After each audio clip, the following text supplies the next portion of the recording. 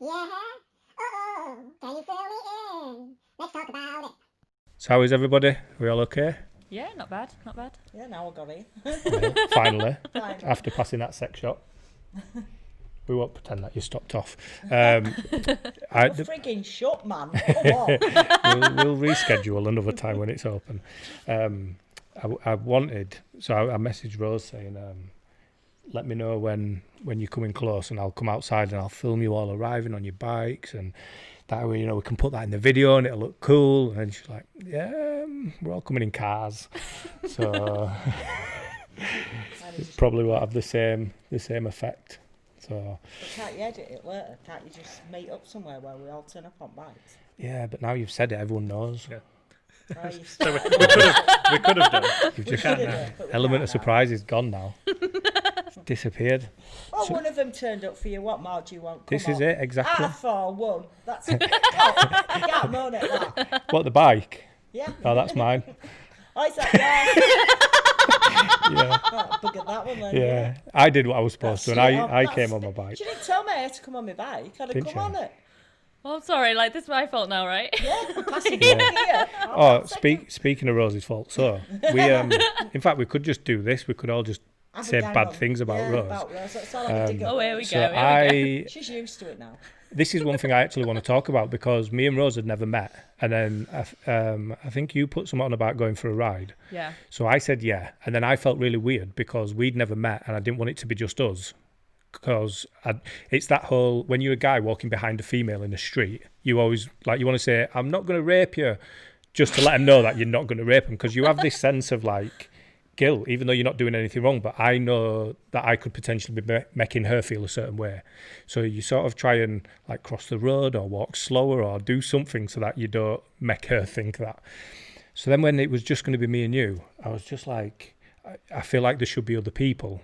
And luckily, and it was meant to be just us, but that guy, Sean, just randomly turned up. Yeah. I didn't get a message saying he was coming or anything. But then, so we've never met. And if it is just me and you, we meet up somewhere where you don't know where we're going. So I say, oh, I'll lead. Yeah. Where are we going? And you put a lot of trust. Just the fact that I own a motorbike made you trust me enough to meet me and then follow me to what you thought was going to be Squires. Well, to be fair, I'd done Squires not that long ago. Because obviously I've just recently moved house and whatever. So I'm trying to get used to the area. So I'd already gone to Squires once or twice. So I half knew the way. Apart from But when I we forgot didn't- to turn.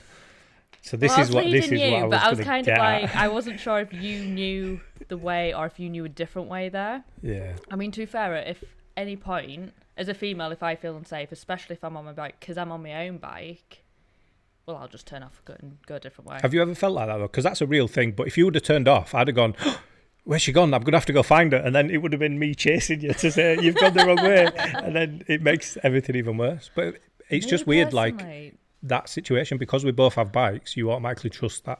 I kind of judge it on how they ride. So because obviously we'd already gone up to some traffic lights and I'd not quite made it in time, so obviously I had to hold back. The fact that you guys hadn't just disappeared and that you'd actually waited and pulled over and you were double checking to see where I was, that in Is itself exactly for me, what a rapist would do. nah, that for me gave me the confidence that you were you two were good guys. Yeah. Did you check any of our Facebook profiles or anything before? Well, obviously didn't check his because We didn't know he was we gonna didn't be know he there. was coming Yeah. up, but I had a little nose through yours. All right, okay. It's something I've always wondered. If you just put a post to somebody on Facebook randomly, just be like, Yeah. oh, do you fancy meeting and going for a walk? Or, Plus, I'd already let people know where I was going, what Yeah, time, we were who I was meeting. yeah. Have you ever done that? Have you ever met Me, yeah. somebody yeah, to go on rides? Have you never thought about? No, I haven't. It's crazy, isn't it?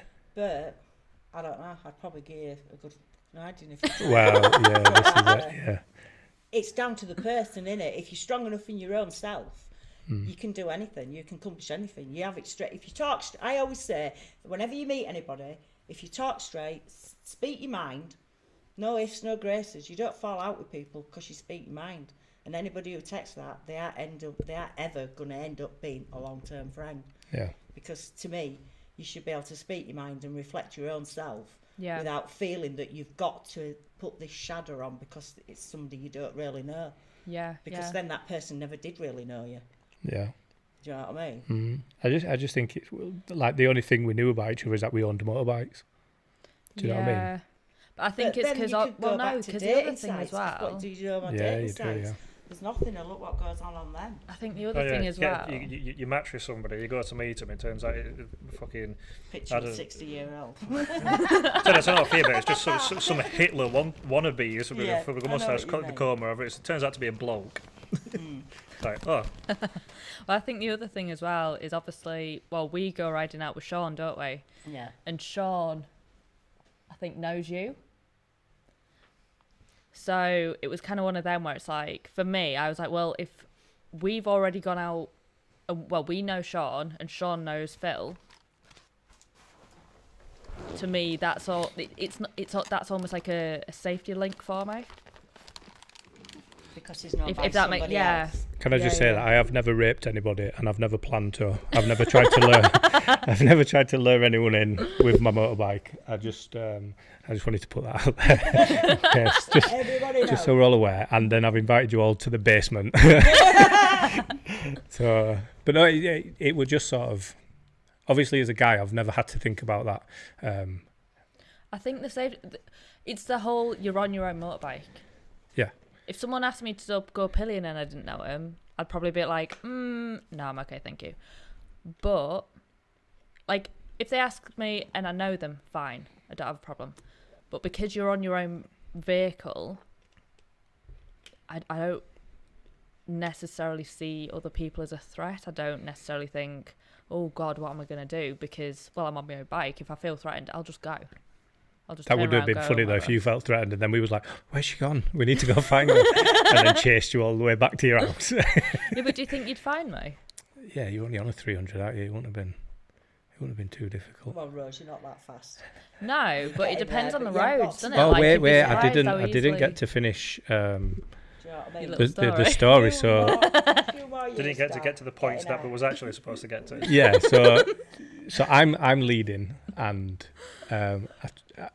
my sat nav, it's in my ears. I don't have a Virtual to say. yeah, so I can't see it. I ain't got one of those quad locks or anything like that. Other phone holders are available, not just quad lock. So I'm riding along, and it says turn left at whatever street. If that street sign isn't named, I'll go past it and then it'll go boom, and I hate that noise because that means it's now trying to redirect me. So I just have to go on what it tells me. So I missed a couple of left turns and we ended up going a longer way. So we went all the way up Doncaster Road instead of through Normanton, but we got there. But there was one point where we're coming down a hill and there's a roundabout in front of us and it's all trees and bushes on one side. So the roundabout it does go round to the left, but the bushes are there. And then there's straight on the right that you can see. And my sat-nav says take the second exit. So as I'm approaching this roundabout, I'm thinking, well, the second exit will be straight on. So I'm in the left lane and I get onto the roundabout and I see that there isn't a left turn. So the one in front of me is the first. So I've just gone, shit. So I've looked behind me and there was no cars coming on anyway, but they were both in the same lane behind me. So I've just sort of like pointed and then had to throw bike in to turn right, and then they've both done the same. So I got a bit of abuse for that. A little bit of abuse. Just a tiny little bit. Little bit of abuse. Can you tell me how long it took you to drive 3 minutes from your house? 3 minutes. No. To be fair, I put in my sat nav what you sent me. We both put in our sat navs what it sent. So literally 15 minutes. So we went out of the house in the wrong way for 10 minutes, had to turn round on a roundabout, come all the way back past the house, and then turned up at a locked gate. All the time we're talking about, what if this is a con? What if we paid money to this outdoor cinema and it's not even a real thing? And then we turn up at this gate that's locked. And I was just like, I've just been had. Someone's properly done me over. No, but I think the school was down there. I reckon you could get down there. That sounds like a terrible excuse for having to U-turn out of a closed road. The worst excuse I've ever... It was there. We're just at the wrong entrance. No, So if then you looked at how the sat nav was. you had an opportunity to get us there. You failed on numerous occasions. So then I had to get my phone, put the sat nav in, and we got straight there then, didn't we? With the To be same... fair, we did no, but to be fair, we only knew we were there because we saw a sign. But there were no other signs around the area, which to me is There was no quite signs in the unusual. area you took us to because we were nowhere near where we were supposed to be. No, we were quite close. What do you have anything for sat nav or No, no? So I've just done them so many times. so you already Actually, know no where way. to go. Yeah, unless we're going to take a different route. Because sometimes I always find, get out there, go down wrong road. You can end up finding some nicer roads, especially on a bike, Yeah, definitely. and different ways to get places. Do you know what I mean? I've ended up going through farms and that through backwards to get up to foxholes and all that on the way to Scarborough. And you're going down a dirt road, and then all of a sudden you get all these nice windies all the way back out again. So sometimes it's good to get lost. Yeah, Like- yeah. Weekend, Lake Windermere. We got lost up there going round Alt Mountains and that lot in Lake Windermere. We set off at, I think, 9 in the morning. We didn't get home till 9:30 at night. Oh wow. Yeah, we had a right day out, went to Devil's Bridge, and then we went on to Lake Windermere and then up into lakes itself. And we just got lost. But it were lovely. There were like waterfalls in between brick walls, little lanes. It were ace. Yeah, it's easier when the weather's nice, though, isn't it? Yeah, it were a gorgeous Because obviously day. when we went out, it absolutely tonked it down. Yeah, it wasn't Like- nice, was it? No. I had a wet bum. I had like I was quite dry, but I think I was the only one in textiles. yeah. I just had Kevlar jeans on and my boxer shorts were soaked. I was properly wet, and we'd only been out a couple of hours. We spent a lot of time in Squires as well, didn't we? Yeah, I think we were sat in there longer than what I thought we were going to be. But it's because we were just sat there chatting, really, weren't we? I think just getting to know each other and Yeah. find out what everyone did and whatever else. So what about you? Have you done much road riding? I did my test. Not this January, gone year before. Hmm. So what, Are you over 19? 24? Yeah, 26. All right, that's a So, compliment. but the thing is a lot of people are saying to me, because I started racing when I was about 7, I think. Right. And they were like, oh, when I turned around and I said, oh, I've been racing for like, since I was 7. They always turned around and said, oh, so how long have you been riding at road? Oh, like a year, something like that. Like, well, why haven't you done your license sooner? And he says, well, I can't ride at road when I'm 7. They were like, oh yeah, Yeah. but it's I've only really, like I said, about meeting when you're saying you put something like Facebook and you go out for a ride with somebody that you haven't met before. So I've not really done that yet, because the people, when I passed my test, I was going out with the friends that I already knew that Oh, road, right. and Yeah, they was in yeah. their own little group. So I've just been going out with them. And then, so I got past my test, got my first bike. I got rid of that to build this absolute death trap that's in my basement. It still ain't finished. And I said that Suzuki that my dad bought, and he's let me use until I've finished my project. What's your project that you're doing? I bought it were a Suzuki Slingshot 750. Right. That it were half street fighted, but somebody had put a Bandit 1200 engine in it. But no paperwork had matched. Like, I had the registration and the frame, everything else, that like the engine, different engine. He didn't register that engine, so it's been a bit of a pain in the ass to try and find a way Get all around the it all. Yeah. But that's in a hardtail frame, which I got Right. from Graham at Cobra Valley Cycles in Cornwall. Right. So what's the plan, to keep it, or are you selling Yeah, it? I'll keep it. I'm doing it as like a lest we forget, sort of like just Oh, spit all nice. like painted drab green and Spitfire teeth on tank, and I want Churchill's speech dad centre it, and on rear fender like a poppy or something. I've got a Simpson helmet that I'm going to attempt. I want to get some airbrushing stuff. Oh, And Are give you that going a to go. attempt to do it yourself? Yeah. Oh, give me a shout, because my tank's in desperate need of. I said some people charge like, I think there's a Well, I've just had my tricol done, and I've had that all customised. All my tattoos I've got on my trike. Oh, nice. And that just cost me just short of $2,500. so there's some people charge like, And well, the it's paintwork were artwork, fine. isn't it? You know, Yeah. it's, That's what the tattoos on my Yeah. right arm cost. Yeah. $2,500. Oh. Well, I must have about 40-50 grand on me. Yeah. then. Jeez. So, completely full sleeves. My legs are full sleeves. My Oh, chest really? is full. Fully. All my back is totally covered. Yeah. I've not got a lot left. It's gone. Covered in tattoos. I've got top of my back next, and then a leg, and then I'm probably going to get the rest of my back done. I think I'm too soft to get the front. I've got my chest, but I think any lower than my chest is. I'm not young anymore. I ain't got a six pack. I'm not going to be walking around without a shirt on. So I'll probably, if I was going to do it, that would definitely be last. Yeah. I've just got too many start. I've started more than what I've got finished now. Yeah, but especially because of this, because it's just you do bits and then you think, oh, I wonder what that'll look like. So I keep adding bits to it, and then I'll just move. So I've got like a bit on my shoulder done, but then I'll go back to my hand, and it's just usually I'll be like, oh, let's get this bit done and see what this looks like. Must be a woman thing. It's got to be finished. I wait 2 days to do my full back in 2 days. I've planned my entire body out so far. I had a folder with everything in because I used to work at a tattooist with a mate. Because he says to me, "You won't be back tomorrow." I went, "I will be." See, I've got you. Like, back. 12 hours I sat. I've got 4 tattoos, like kind of just dotted round, and I've always said it would have to be done in that sitting just in case I didn't go back. Right. But I mean, usually I wait 2 years before I get another bad. There's no need, is there? Everybody's using this wussy cream, aren't they? I'm not going to lie.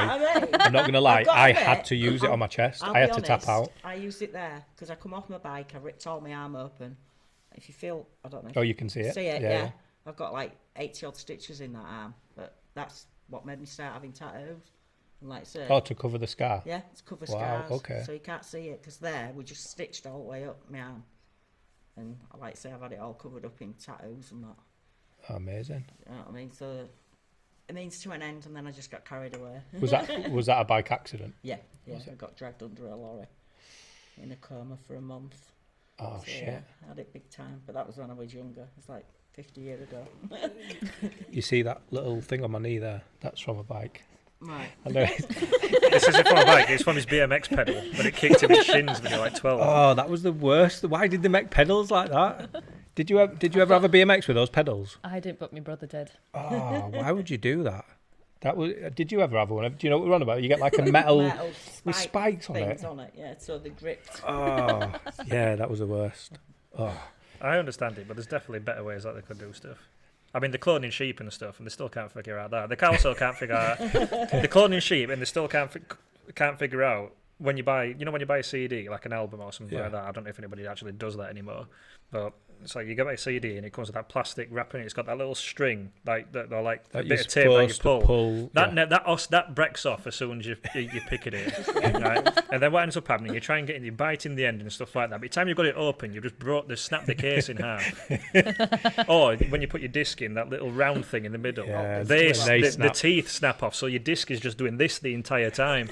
It's like, can we not figure that out? It's so that you scratch it and then you buy another. That's what that's for. And do you know what people are downloading illegally? Do you know what the most annoying thing for me is with those things is biscuits?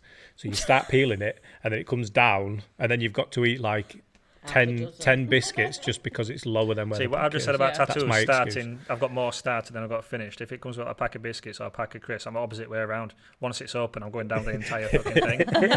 Yeah. No, I'm saying. Like full tub of Pringles, I'm fine. It doesn't matter. I'll go through them all. Oh no, we're like that for biscuits. When we were little, I say little, so me and my sister, there's a year and a half between us, and on a Sunday when we got out of the bath, we'd have a cup of tea and we'd watch You've Been Framed, and there used to be biscuits called sports biscuits. So it just had pictures of different sports in it, but there was only ever one with a snooker player on it. So we used to argue. So the biscuits would just get cut in half and we'd have half a packet each, and we used to argue about which side we got to see who got the snooker biscuit. Did the same with fruit pastels. I always wanted the dark ones, the black ones or whatever, because they're like blackberry or something. But they're the ones that no one likes. So they're always like the ones that are left. Like I love Bounty. So when everyone's got celebrations or whatever, it's always Bounty that's left. I'm like, yeah, I'll take them. Yeah. I'll take them off your coconut. hands. No. I think it's a consistency. The air freshener I've got's coconut. I can deal with the smell. Oh, the right. taste of it just. I can't do it. So pineapple, I don't like pineapple juice. I don't like pineapple in dessert. The only time I will eat pineapple is on a ham pizza. No, see, I can't stand pineapple unless it's on a ham pizza. I love pineapple, but the biggest mistake I ever made with it was I tried to put it into I made like a smoothie with it. The bits in it, I couldn't cope with it. Literally couldn't cope. Like it just tasted like I was trying to What? Don't do that with vomit. your hand.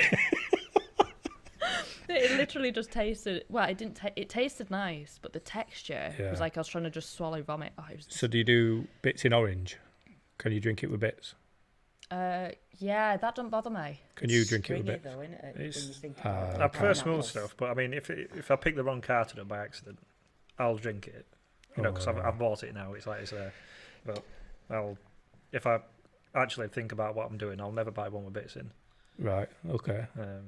What was the orange juice that we got? That had bits in it. I did drink it, so both of them went back to your house.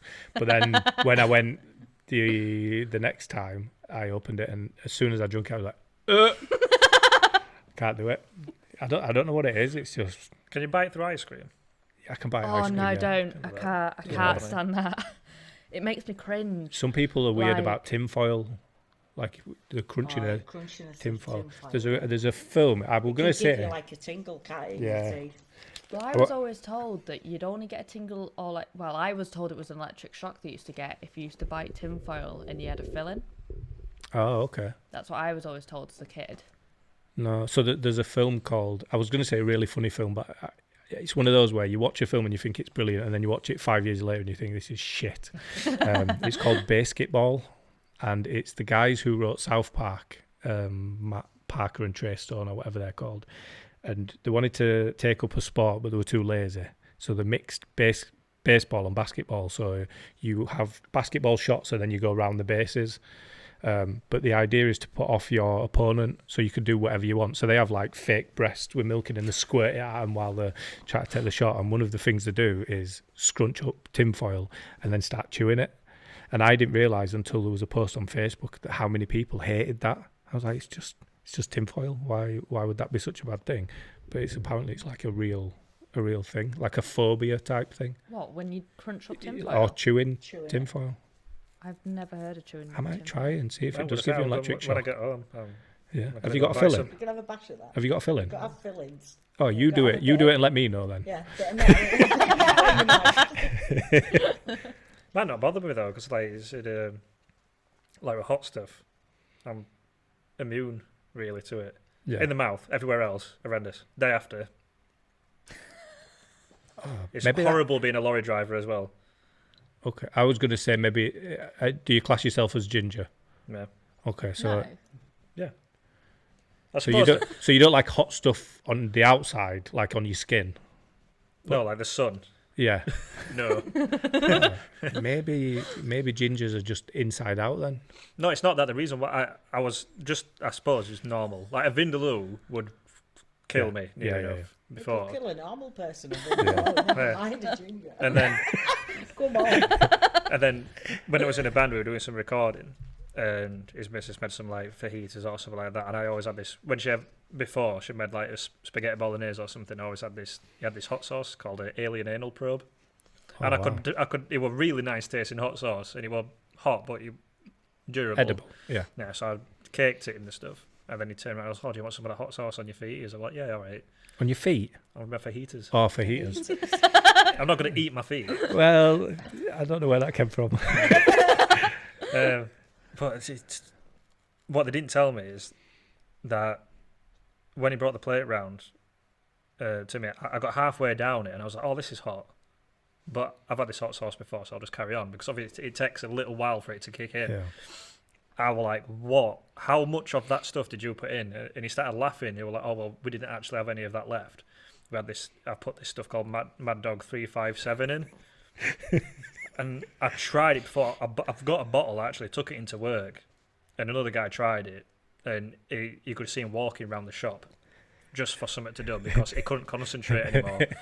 But it comes with a bullet on the side about that big. You unscrew it, and it's got like this spoon, literally that wide, and you're supposed to put that in a pan, and apparently that takes it to like Vindaloo. Wow. She put a tablespoon in one fajita and didn't tell me. I would honestly, I threw up for drinking that much milk. I went through like 2 loaves of bread.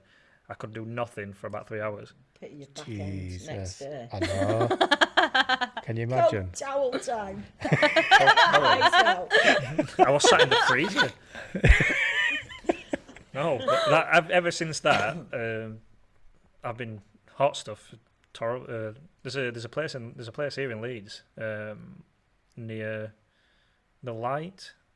Oh, There's a right. multi-store car park called the Light, and I think Yeah, it's got yeah. a cinema there also. But Yeah. there's that World Buffet place Oh, yeah, as yeah, I well. know what you mean, yeah. There's a place around the corner from that. He's got a his own chili shop. And one of the things that he does is he's got a table like this, a round one. He's got some. They put some tape across the middle, and he films two people.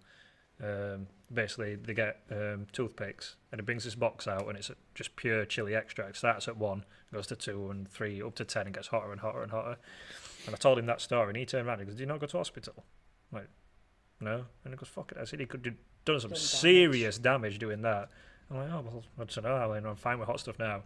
And he got number 7 out, which was this lime something, like lime chili. As soon as I dipped it in, put it on my tongue, all I could taste was lime. And then it started getting a bit hotter. And he looked at me and he was like, "You okay? Has it kicked in yet?" I'm like, "Yeah, I can feel it." Not bothered. He looked at me, gone out. And this guy works in a chili shop.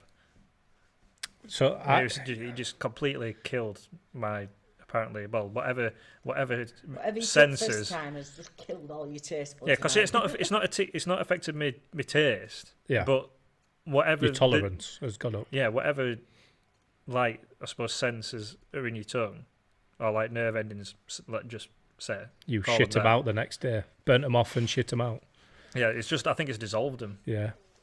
I don't mind hot food, but I just think if it's to the point where you can just about take it, you don't enjoy it. So I remember going on a date to Nando's. That's how classy I am. And first date, and I ordered medium, just a medium burger, and I was sat, and when you have to go breathe in through your teeth just to cool your mouth down, and it was only medium. And I felt like such a wuss. But then I was like, I had to explain that I'd ordered too hot and felt like a right idiot. So every time I go, oh no, sorry, it was hot. I usually get medium, so I thought I'll try hot. Tried showing off, never do it again. The first time I went to Nando's, I kicked off at him and got my money back. Why? Because when you look at the menu, you can pick your chicken breast or your legs or whatever it is that they do. And then you get to choose like how hot it is, don't you? Which is like just mild, medium, hot, or like the extra hot one. And I went for the extra hot one. And they brought it over to me, and I tried it. I was like, nothing. It's just fine, because I know that I can stand it. So I went to the side. I got the because you could get the black sauces bottle. off it. You get the black bottle, yeah. Poured it on it. All they do is cook it in the sauce. Like that, and Yeah. I thought, you ripping off motherfuckers. Because I swear because the extra hot one, I swear, is a little bit more expensive than what the other ones are. And I took it back, I slammed it on the fucking thing. I was like, you motherfucker. Right? It's good to Listen see here. that you're finally over it, though. It's good to see that you've let that go. I mean, the way you jumped up then, like, fucking. Now, the only reason I've gone since is because I've been dragged into the place. Yeah. It is shit. See, I'm opposite. I can't stand Nando's inside. I mean, I don't like spicy food anyway. But all my friends are like, "Oh no, Rose, you can have the lemon and herb or the plain chicken. Try both of them." Now, I don't know if it's because everything's cooked on the same grill or something like that. Oh, too spicy for me.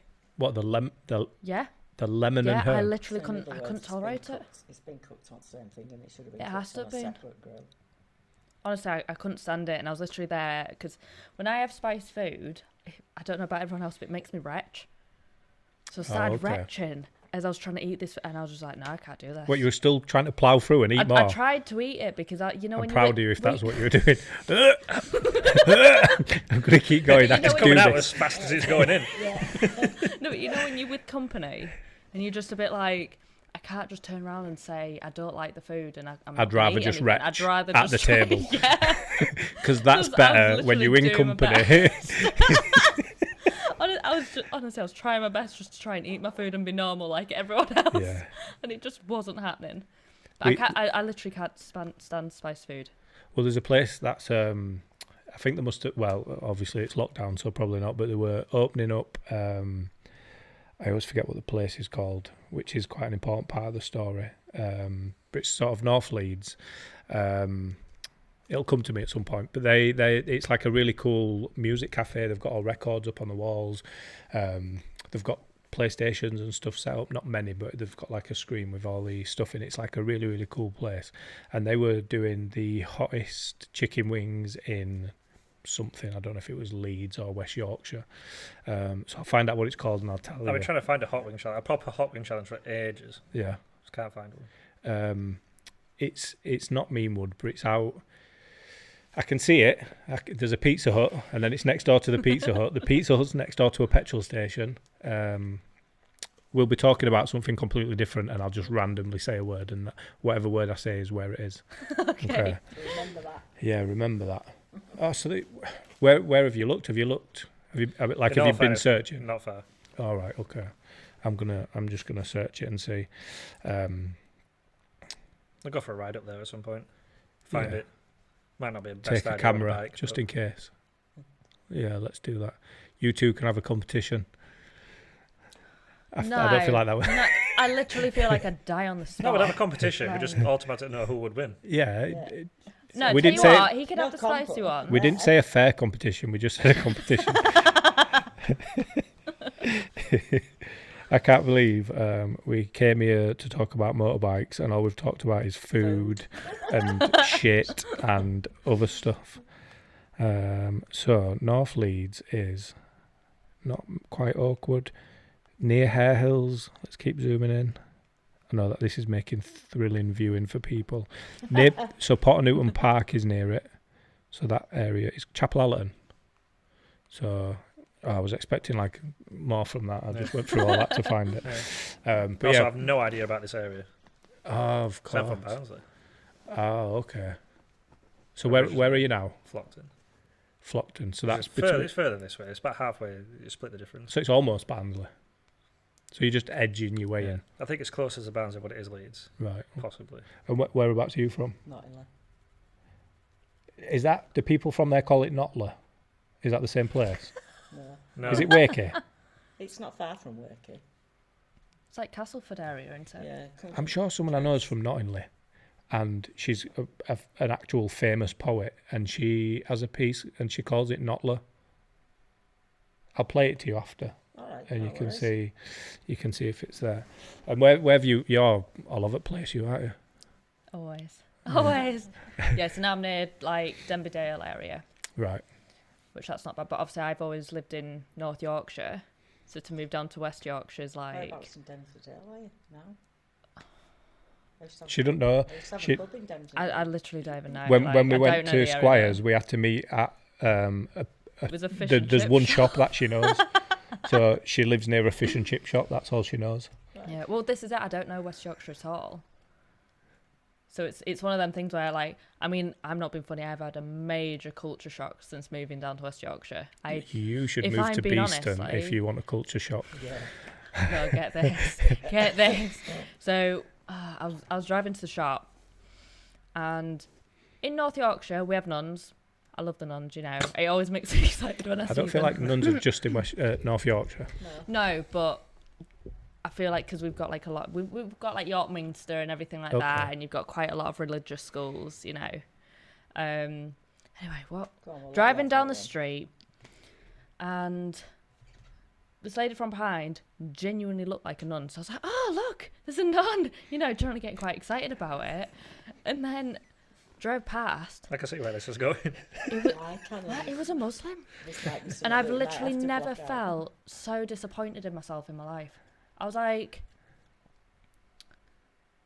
because in North Yorkshire, I had no idea. I thought that, like, you know, I was quite cultured and stuff like that. Clearly not. Yeah. Clearly not. Like, and it shocked me. I was literally sat in my car, like, I literally cannot believe I've just made that mistake.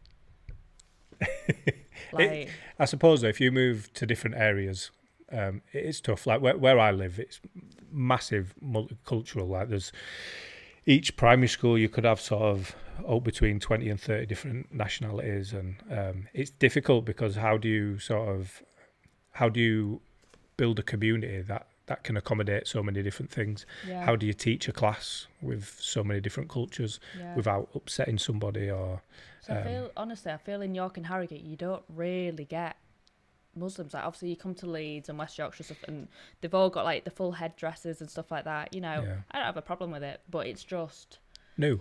yeah. So I find myself in trouble quite a lot. I've got I do spoken word, so I perform poetry like in theatres and stuff, and it's introduced me to some amazing people. I've got lots of friends who are transgender, and I had a Zoom call with with a young boy that's transgender and a young female that's transgender. I've had all these different conversations, and I've just sort of said, like, sometimes I feel uncomfortable because I don't know what to say because I don't want to say something wrong. Yeah.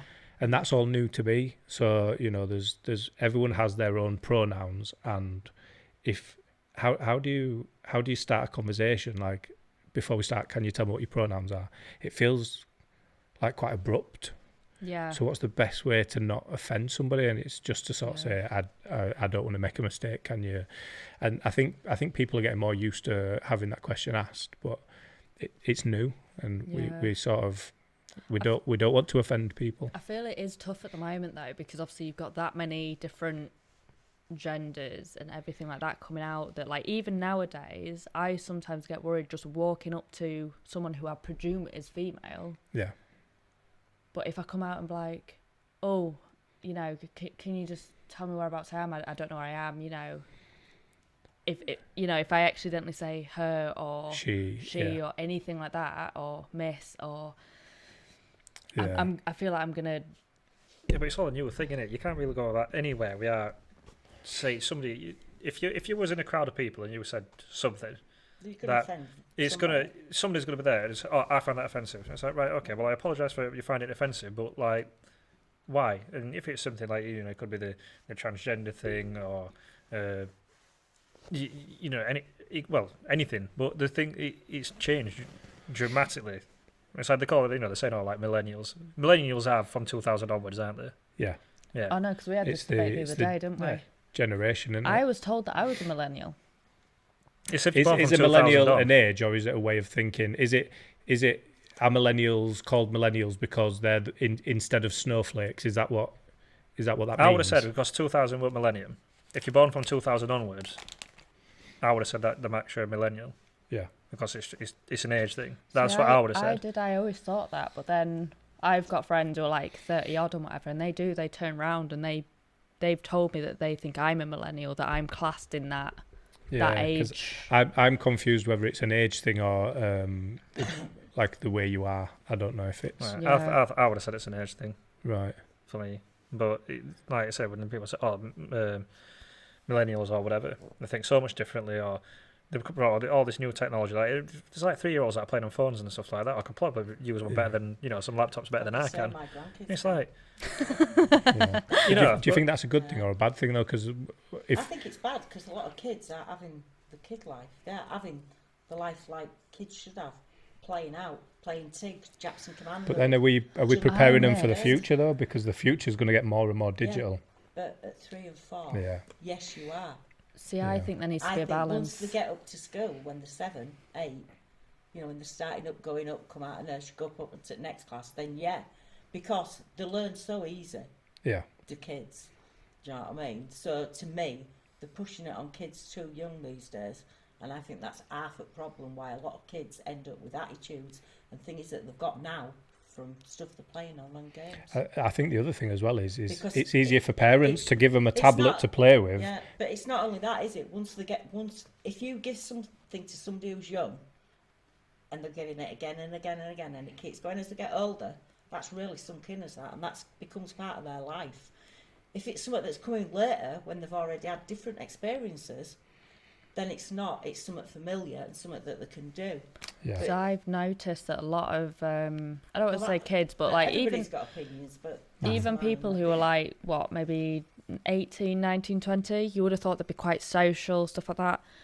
Like I've got friends of that age group, and I feel like you can't always have a genuine conversation with them. Like it's quite one-sided. Like I'll be the one asking all the questions, and they don't necessarily ask questions back.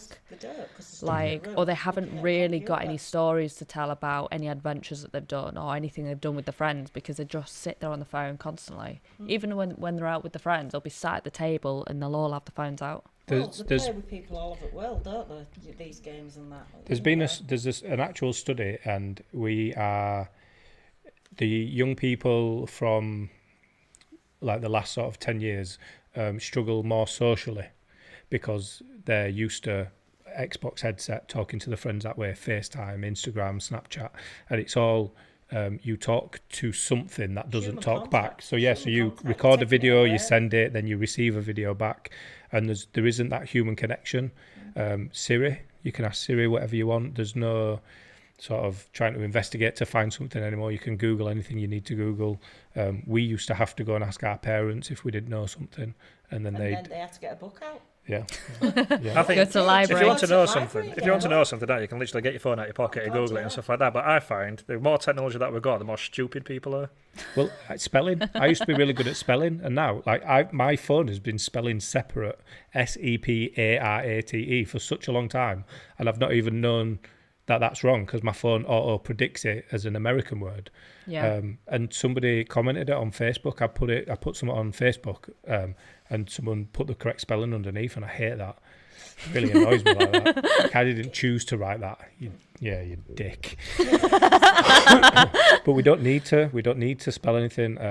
When I went to prison, I had to learn. I didn't have to learn, but I learned people's phone numbers because you had to dial them in. You use the same phone as everybody else, and you have a piece of paper with everyone's number on, and you physically dial them. And I started to learn people's numbers, whereas I only know my dad's number, and that's if my phone ever dies. I know I can ring at least one person from somewhere else. I don't know That's it. I mean, kids anyone's go to number. school today, they have to have a calculator. We never had that when we went to school.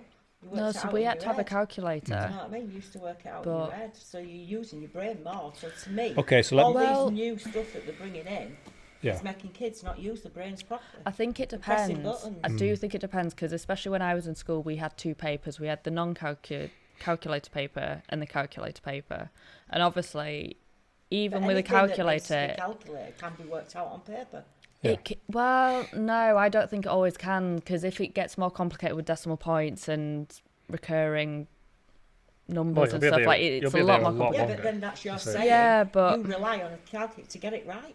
Who's to say that always No, but gets this it is what I'm right, saying. isn't Like, it? as a kid, it's the thing, you know, isn't you it? you're taught how to put things into a calculator because it's not just as simple as typing in any number and it just gives you the answer. If you're not putting in The right information. the right information in the right order, you know, it can change what the answer is massively. Okay, so let me ask you this, see what you all think. So when we were at school, and before, so my generation and older generations, we are given exams. So we are taught stuff throughout the year, and then at the end of the year, we're given exams, and an exam is just a memory test. And this is IQ.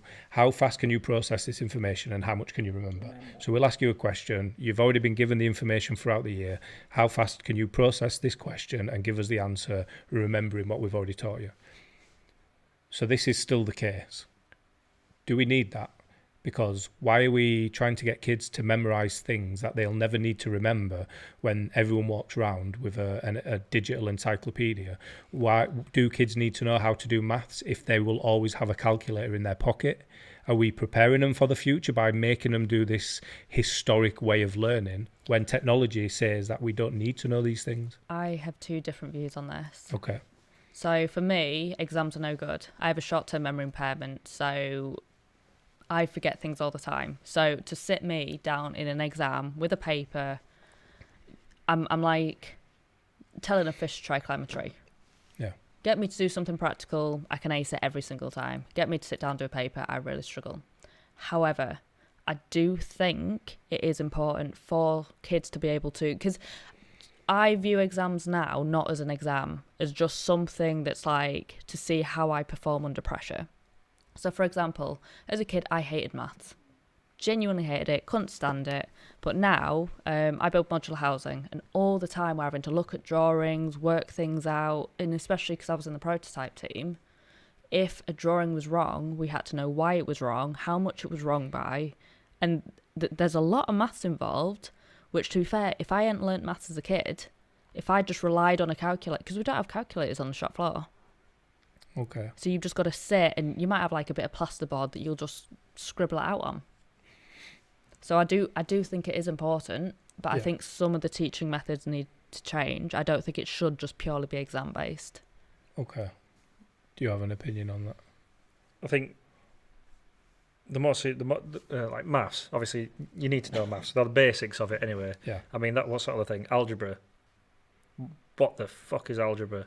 Oh no, I loved algebra. I really enjoyed it. Have you ever needed Fucking- to use it outside of your job? Yeah. In what? What were you doing? No. Rocket fuel? Did you once find a letter X on the floor and someone said, "How much is that worth?" No, I'm pretty sure I used to use, but it wasn't strictly algebra. It was a little bit of algebra when I was an IT technician. So for a specific job. Yeah. Okay. Yeah, but that's what I mean. That stuff, you go to college or university, but I never you pick did. something to learn. Yeah, that's what I'm saying. I don't think you need to learn the algebra bit. Learn the basics, the times of dividing, all that sort of stuff. That you like, how to add up for like change, like for money wise, and things like that. Learn that sort of stuff. Facts like science, like chemistry and biology, like we know how it works. It's fact. Learn that stuff. Everything else should just be like, safety issues as well. yeah. But everything else should be questions like, out of all people, Carl Pilkington fucking brought this up on one of the podcasts that they did with Ricky Gervais and Steve did he? Pilkington. Because they asked him the same question. They asked him, what do you think's a teacher? And he said they shouldn't teach him facts. They should be teaching him or ask him, like, he used the worst example. I can't remember what it was. But it was like, so you're asking him and teaching him stuff that they provide an answer for. Say what they come up with. So it makes the imagination run more. Okay. Because then they'll start to think more for themselves rather than just sitting them down and saying, this is how it is. Because the thing is, schools, from what I bet school is completely different to what it was like when I was. I'm only 26, so in 10 years, I bet it's changed dramatically at stuff what's been put in, certain books or in different subjects and stuff like that. Well, it's because everything's changed. They're finding out new things all the time. They still are at the minute, aren't they? Yeah. They can do it with science. You can update science because if if you thought one, I don't know, this a chemical and that chemical meant this, and they find out Historical afterwards. stuff as well. Some of the stuff they're finding now. Yeah, it changes. Yeah, the Earth being flat. I mean, that's all sorts. Well, it is, isn't it? If you look at it that way. If it's factual, then certain stuff or the basic stuff is, I think, needs to be taught. But any fact what could have been written in the past could change in the future. If Yeah, stuff Yeah, gets but found. was there something that came out not that long ago where there was I'm sure, I can't remember Don't where I say heard it. Pluto's a moon. No. It's to do with the Holocaust. Some people believe the Holocaust never even existed. oh wow. But I got taught about the Holocaust in school. I think I'm like the youngest here at 25, but I was taught that the Holocaust happened. We were taught all these facts. We were shown quite graphic pictures. And I'm genuinely gobsmacked that there's people out there who believe it never even happened. So There's people. The reason why I know what you're on about because I read it, but they were saying they were trying to put that across and get it really so that kids didn't get taught about the really, really horrible stuff because they didn't want to scare them and they didn't want them to make think that the world were a horrible place. And The world is a horrible place. Oh, yeah. That's a tough so you life need lesson. you need to teach them stuff like that to make them realise that It's one of shit life did happen. factors, isn't it? And to be a It's good life person factor. and not to be. Yeah, be yeah. told Because about. the other thing, like sort of recently with all the Black Lives Matter thing, saying they wanted Churchill's statue being taken down because apparently it were racist with some things. What he said, despite the rest of the thing that he did, for basically saving fucking England from the Nazis and whatever. And there's other thing. It's like somebody put up. I think it would start. It would doing it as a joke, but in all fairness, it was exactly the same point. All these statues are like famous people from the past that did something really important and justified a lot of stuff, but because there was one sort of like part of it Jimmy that was Savile. like the racial or something, they wanted it taken down. It's like, right, okay, so the pyramids were built by slaves. Does that mean they're going to get taken down? Yeah. It's like a massive. It was something that it happened. You need that stuff there to remind you how what far you've we've come come from. Yeah, how far we've come. It's like, So I really got into the Black Lives Matter thing, and we did a lot of work on it. I've spoke to a lot of people about it, and I was quite openly vocal on Facebook, trying to explain to people why we say Black Lives Matter and why it's not why all lives matter and all the rest of it. And then when I started to see about the statues, there's a point where it stops being education and it just starts being aggression. But then, is it justified aggression? Because this is still going on. A few days after George Floyd, there was another incident, and there's been more since. And this is in England and in America. It's not just in America. And it's just, if we've got this much heat, this much pressure on these situations that are happening, and it's still not stopping it from happening, then what more needs to happen? What state do we have to get in as humans before all these things stop happening? See, for me, it's a tough one. Like, I've always believed in equality and everything like that. You know, I don't judge someone just because they're a different skin colour or whatever else. But for me, I feel like the whole Black Lives Matter movement has just gone past what I feel is reasonable, to the point where... But this is the thing. I'm not racist in the slightest, but if nothing's been done, then what stage do you go to? You have to remember that the world is not going to change overnight. You need to give people time to adjust, you know, put things in place, get things moving, get the ball rolling. And it's like, if you're going to go to the point where you're going to start being violent, creating protests, taking, like, you know, taking all your anger out on the police officers when, 3, 4, however many police officers it was over in America, they made a mistake. They made a massive mistake. Yeah. You know what? But you're going to get people like that in every single job you go into.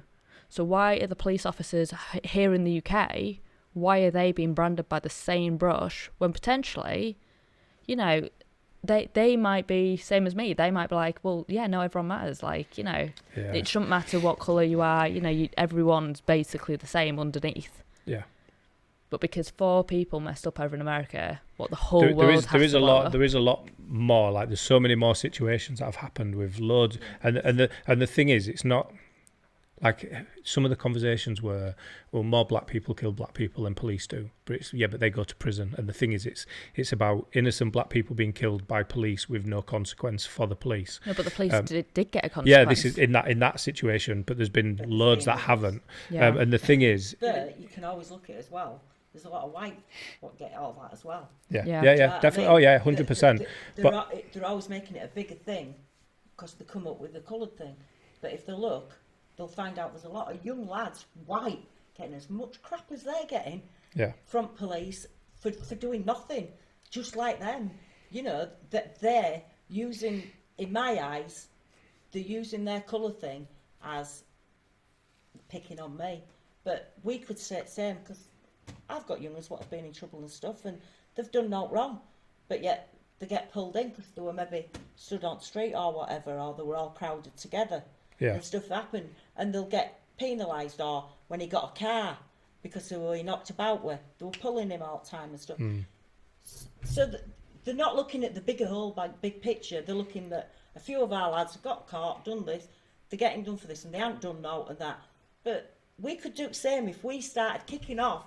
Well, it's all right for you lot. But this is the thing. So on the police, so I put a comment saying that I work with the police and I know some amazing police officers. Yeah. And the sort of argument there is, if those police officers aren't calling out other police officers, then they're just as bad. I was like, I don't know how I feel about that, because, like I say, I work with some amazing police officers who are just really good human beings. So there's some there what take the power. But it's like every job you'd have. But every job, you find somebody who gets that bit of power, and they're not the person they want. Yeah, you know I think it's a tough one. It is one of them jobs, isn't it? Because it's like, especially with was it George? Yeah, I can't remember his last name. George Floyd. But I heard that there was like a lot of background stuff about him that people didn't actually know, you know, and it was the fact he was in a shop, and I'm pretty sure I heard that he was being quite aggressive or something towards the staff members, or there was some kind of disagreement. It was a fake note that turned out to not actually be a fake note. So then people dug up his past, and for me the frustration there is, I've been to prison twice. Yeah. So if I was killed, does that mean that I deserved it because I've been to prison? And whatever someone's crime is, he wasn't committing a crime on the day, and we can go into people's past, but the fact that people have dug up his past to use against him, why are we more angry about certain things like the rioting? Why are we more angry about that than innocent people being killed?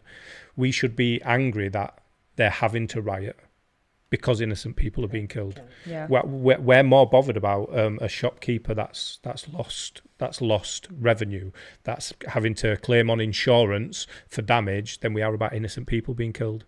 And I think people need to think about that and how that sits with them. And I'm more bothered about criminal damage or murder with no consequence. Not just murder, but cold-blooded daylight murder Yeah. with no consequence. Which one should be more uncomfortable? Yeah. And it's we can relate more to this than we can to the other. And it's the same. We don't want to sound racist, so no one wants to talk about it. I felt really uncomfortable when people were saying white privilege, because I think I started looking into the Black Lives Matter movement it was probably about 4 years ago. And I kept hearing white privilege, and it made me. I'm from a council estate. I've had no privilege in my life, but it's not about finance. It's not about wealth. It's not about upbringing. It's not. It's if I go to a job interview, I walk in and I'm treated as myself. My name's Phil, and they expect a white person to walk in. If I was black and my name was Phil and I walked in, and this is what my friends have described to me, it's sort of like oh, come in. And it's that shock. Like, I wasn't expecting a black person, but why were you expecting anything?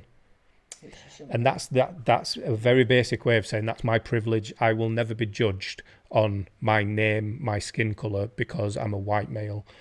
Whereas if I had a black sounding name and I walked in as a white person, I'd probably get that same lot. I wasn't expecting. And that's the thing. It's the privilege that we don't have to worry about. If I get pulled over by the police, I don't really have much fear about where that's going to go. I feel like I'd have a certain amount of control over what the outcome of that would be. And that's what they say about privilege. It's not about wealth. It's about, I don't have to worry about certain things in my life that black people do. Yeah. So you just said that thing about your name.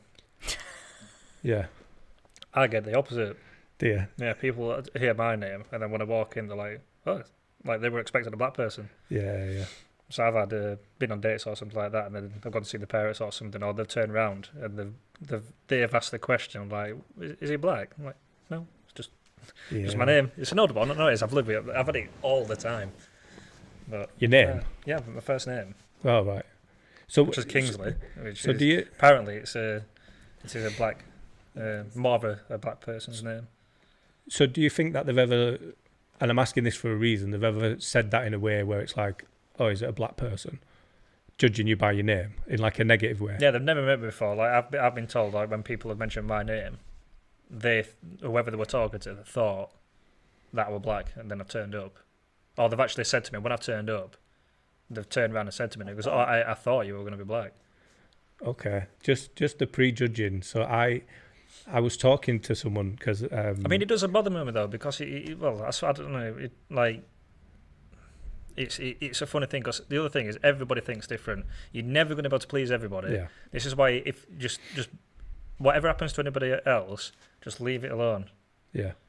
Because if people started minding their own business, there'd be a lot more less fucking stress and shit going off on the world. Yeah. Because that to me, like that, I'm not bothered by it. There's probably a lot of other, say, black or other coloured people that get the same thing. Like they'll have, we call Sam or James or something, and they'll say, oh, like you said, they'll get the shock, like, oh, I was expecting a white person or whatever. Mm. But it's like the same thing where if I see somebody that I would say were female walking down the street or something like that, and they're actually a guy, but it's like, yeah, but it's like you just... People presume too much. Yeah, you can't... I think it's okay to presume so long as you don't actually prejudge.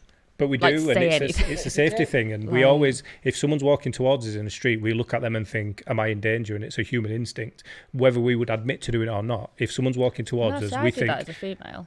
Everyone 100%. does. If I'm walking and two guys are walking towards me, automatically I'm thinking, if something happened, would I be able to look after myself in this situation?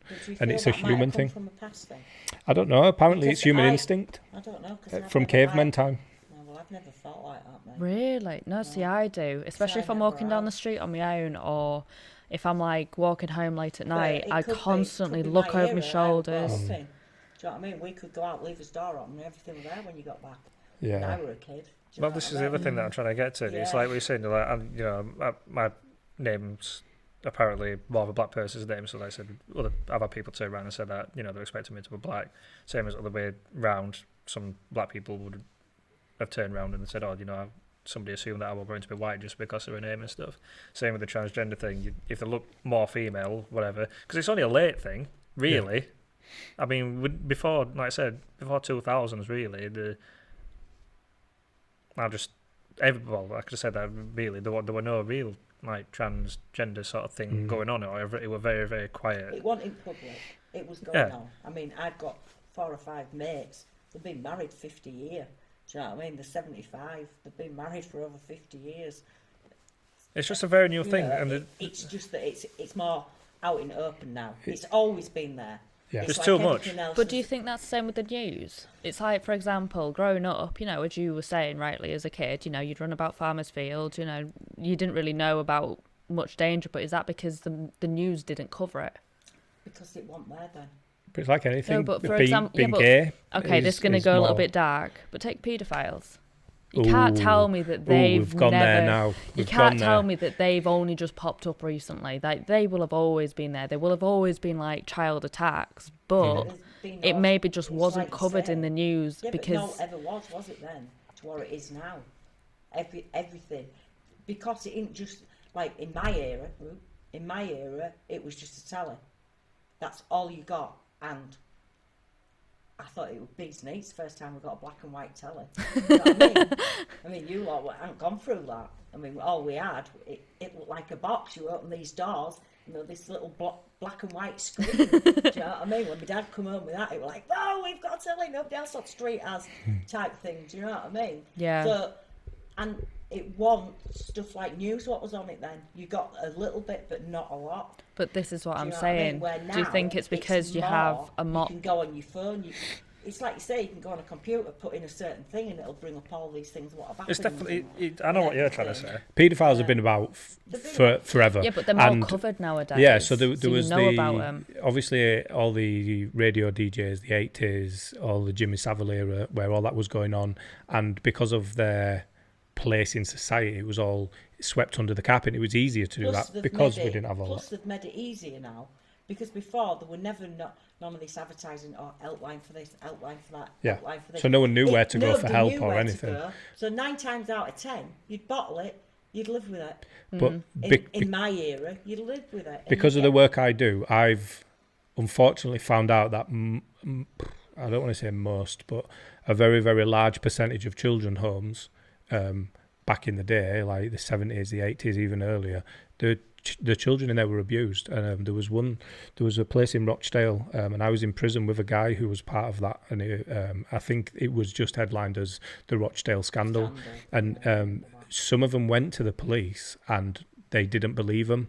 So the person who I was in prison with, he tried to tell people what was happening, and he was told he was lying, or he just wasn't believed, or they just did nothing about it. He's now in his 40s, and he's been in and out of prison all his life because of the stuff that happened to him, and nowhere saying, ring us if this has happened, you know, get in touch with these people. So he's had to deal with all these things on his own. And now, while he's in prison, I don't know who it is, whether it's the police or the government or whoever it is, says, "Oh, we're looking into this now. Are you willing to give a statement?" And he was like, "You can fuck off. Like, I've dealt with my demons. I'm on my last prison sentence I'm ever going to do. I've got my head straight. I understand that none of it was my fault. I used it for all these things. This is my prison record is this because of all those things that you didn't believe me about and you didn't give me support as a child. Now I'm in a better place. I don't want anything to do with it." And they put pressure on him, sort of saying, "But what if other people want to come forward but they're not confident enough because you were?" And he was just like, "You cheeky bastards." Yeah. Trying to sort of make him feel guilty for not trying to help other people. But it's been going on for a long time, and like I said before we started, I've been looking into this Jeffrey Epstein, and it's just the blatancy of it and how so many people knew that these things are happening but do nothing about it. And I think a lot of it sometimes is, will I be believed? You know, so many women are raped and abused, and they have to go through this awful sort of predicament of, if I say this out loud, it becomes a real thing and someone else knows, and then something has to be done about it. And if people don't believe me, if I don't have enough evidence, if I can't prove that this happened, I'm going to be made out to be a liar. Yeah. So is it Raise easier that to as not a go person. through that? I had it in university, so I was sexually assaulted in university. Worst time of my life. Like, it shocked me. I was just like, at the time I was like, what's even going on? Now, luckily for me, where I was sat, there was CCTV just in the corner of the room, and it caught everything. Caught absolutely everything. It showed me obviously trying to fight him off and stuff like that and everything. Now, my friend was supposed to meet me in the SU. So obviously, this happened between me sitting down and like maybe 20 minutes later, my friend coming out of whatever lecture to come meet me for lunch. The moment my friend saw me, he was like, Rose, are you okay? Like, I know that something's just happened. Like, he could just tell automatically, and I was like, this has happened instantly. He was like, well, he was like, the CCTV there, so we need to report this. And even like the SU, they dealt with it quite well. All the tutors dealt with it quite well. Stressful as anything. But then they sat me down, and basically what I was told was this guy had autism.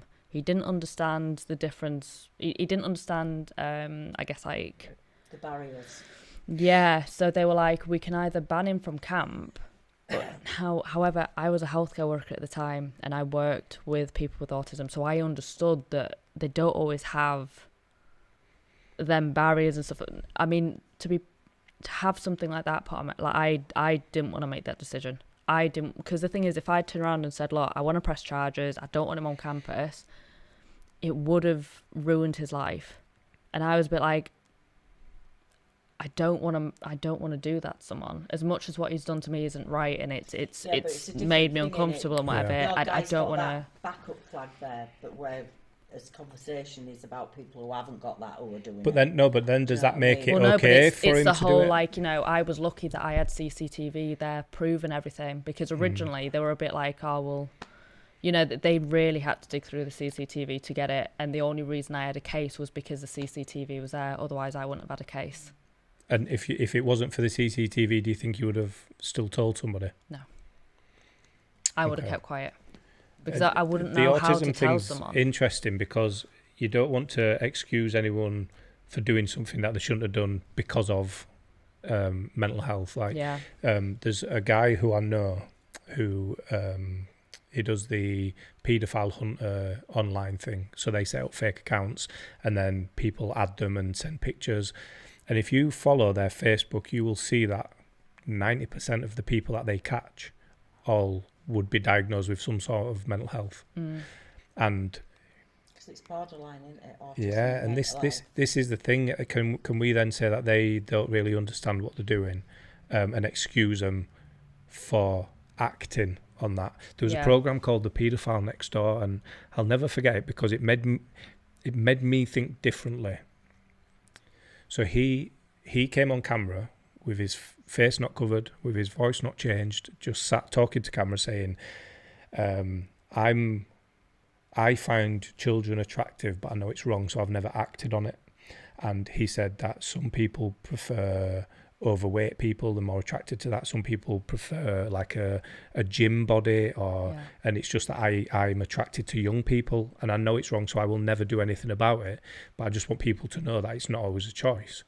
And in my head, I was just sort of imagine, and this is gay, this is transgender, and it's just, you don't choose how you feel. Inside. No, you can't. So, but then it's still, you take it, like the people who do act on it are taking away a child's innocence. You're making that child grow up a lot quicker than what they're supposed to, and their lifelong memories for that child. Change. But for him to sit and quite openly talk about it with nothing to sort of hide him, and say that it's a feeling, it's an attraction, it made me think a little bit different, because I've always judged paedophiles as dominance. You know, I want to overpower this person, and I know that's the thing with rape, it's that sort of feeling of empowerment and stuff. And then I had the opportunity to sit and talk to a sex offender after he was released from prison, and he had acted, and that's why he went to prison. And there was sort of child pornography, and I didn't know how that made me feel. Like in my role, I have to be professional, and I don't judge people, and I never will judge people. But I have a young daughter, and I don't know. The program made It's a me feel protective sympathy for that person on the telly. But then speaking to this person in front of me, we didn't talk about his crime because I didn't want to know about it. We were just talking about work and stuff. And I'm one of the least judgmental people you'll ever meet, and I struggled to not think about what he'd done while we were sat talking. It was real difficult, and it was uncomfortable. Not massively uncomfortable. Like we sat and we had a conversation, and I made a point of not shaking his hand on the way out. I didn't want it to feel like I agreed with what he'd done and stuff like that. But it was. But again, it's new. That's the first time I've ever had an opportunity to sit and talk. It's different somebody. with the because this is what going back to kids growing up different now because of the technology that they've got. And like I said, you go out in the street, you think somebody's a female, whether or not they're a male, they kick off at you for you assuming, or like I said, I was saying I've got apparently a black person's name, and I've been thought somebody, people have told me that they're expecting me to be black, and it'll go the other way around. But of course, I've got this technology now. Like before, I think even just when I were a kid, where I was brought up, I was outside. I didn't have a phone. The only time that I played on the Xbox if it was like a rainy day or something like that. But I was always outside. I didn't have any outsider information. The only information that I knew, well, literally my local area and what my parents have told me. Right, but kids these days spend that much time on the phone, look on the internet, looking about what's going on the other side of the world and this and other. It's like one kid will be at night time. Say, take me for example. Say if I were in school, my mate did my normal thing, went out on BMX or something, went home, went to sleep, went to school next day, and then one of my mates come back in the morning. So, last night I went to the internet, and I found this in another country, and it's okay, but here it's not. Yeah, it's like I think Japan is it legal sex age is 12? 12. Something. Oh wow. Yeah. See, So over there, that's completely fine. Nobody would bat an eyelid. It's to us like as is 16. Yeah. So anything over 16 or whatever, it's fine. In some countries. Yeah, it's even lower in some other countries. But then they would turn around to us and be like, "Fucking hell, your sexual thing is like set high. Like why would you wait till that high?" But because if we didn't have that internet access to find out what that was, that'd probably stop a lot of people from being curious about it, why it's different over here. It's weed, isn't it? You can smoke it in America, you can smoke it in Holland. Why can't you do it in England? And that's one of the biggest things we get when we do sessions in schools about drugs. And it's all like, well, it's legal over there, so it can't be that bad.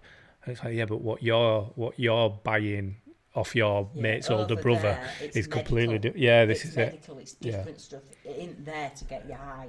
No. In America, it's there for illnesses and stuff like that. It's you won't get the buzz that you get. The THC, which is what gives you the buzz, isn't in the stuff you get over there. In it, they take that out because that ain't what you need to help you with. I mean, I use CBD all on my shoulder since I had my bike accident, and it's brilliant. Do you know what I mean? Yeah. I've seen some really good videos, even like dogs who are having like panic attacks and stuff, given CBD oil and completely just mellow, just chilled. There's kids in there who pulls them out of fits. Yeah. Yeah, see, I've heard about under that. the tongue and it stops them from fitting. Do you know what I mean? But that's not the stuff what they're growing over here and selling to young kids. Do you know what I mean? That's the difference. But it is, we've got stuff to compare to now, which is what you're saying, isn't it? Whereas, and this is the thing about school, you go to school and you believe what your teacher tells you. You know, I have got a friend who doesn't believe that we live on a globe, and there's certain arguments that he has about that. And he said, you only believe because you've been taught that your whole life. And if we get rid of the globe and the flat earth thing, it's true. We've only ever been taught what our teachers tell us. So we've never questioned anything. And now that we have the internet, we have the opportunity to do our own research and to find out these things. And it is crazy to think that we just put all of our trust into this person who's given us all this information, and we just take it as the truth. you know, the religion, the Bible, Yeah. God. You know, we were taught that from primary school and high school, that there is a God who created everything. Then as I got older, I used to hate science, and then watching Joe Rogan with like Brian Cox and people like that, and I just think it's just made me want to learn about science. It's like I've properly got it. When you hear somebody, there was talking about so you see a star, and you can see a star in the sky, but that star sent that particular bit of light that you can see thousands of years ago. So you're looking back in time when you look at a star. So if you imagine that star was a torch and it went click, click, so it just flashed once, it would take us thousands of years to see that click, because that's how long it takes for that image to travel. And I was just like, what? And look, it's there. I can see it now. It's like, yeah, but that's thousands of years ago. That's when that started. So that star might be dead. That might have burnt out by now. But I can still see it for the next 1,000 years or however long. I was completely opposite. I couldn't stand religion, but I adored science. Yeah. Well, it was pushed on us, and science wasn't really, like, we didn't really do experiments. I think for me it was teachers. Like my RE teacher in high school, Mr. McGivern, I'll never forget him because of him, I've never smoked or drunk coffee. So I was a little bit naughty when I was not naughty, but like, I was clever, like I was sarcastic, or I was a little shit, basically. I'm trying to dodge saying. And when he told you off, he would stand behind you, and his head would be here, and he'd whisper in this dirty Irish accent, and the smell of coffee and tobacco. I've never tried either because of him.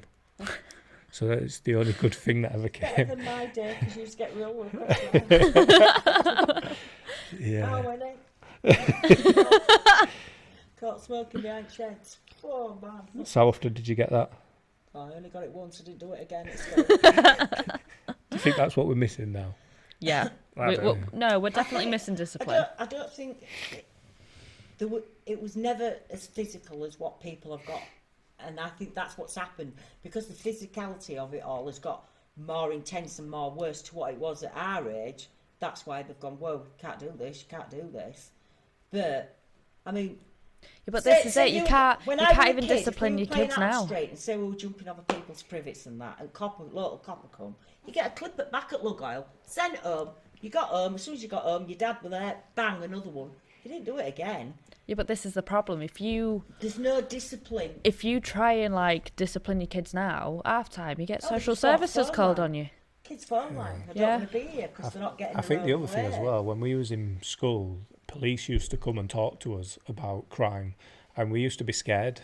You know, we'd be like, oh, we don't want police coming round. So we were scared of the police, and now there's just been this shift where, and again, it's technology. It's I'm going to film you, and if you touch me.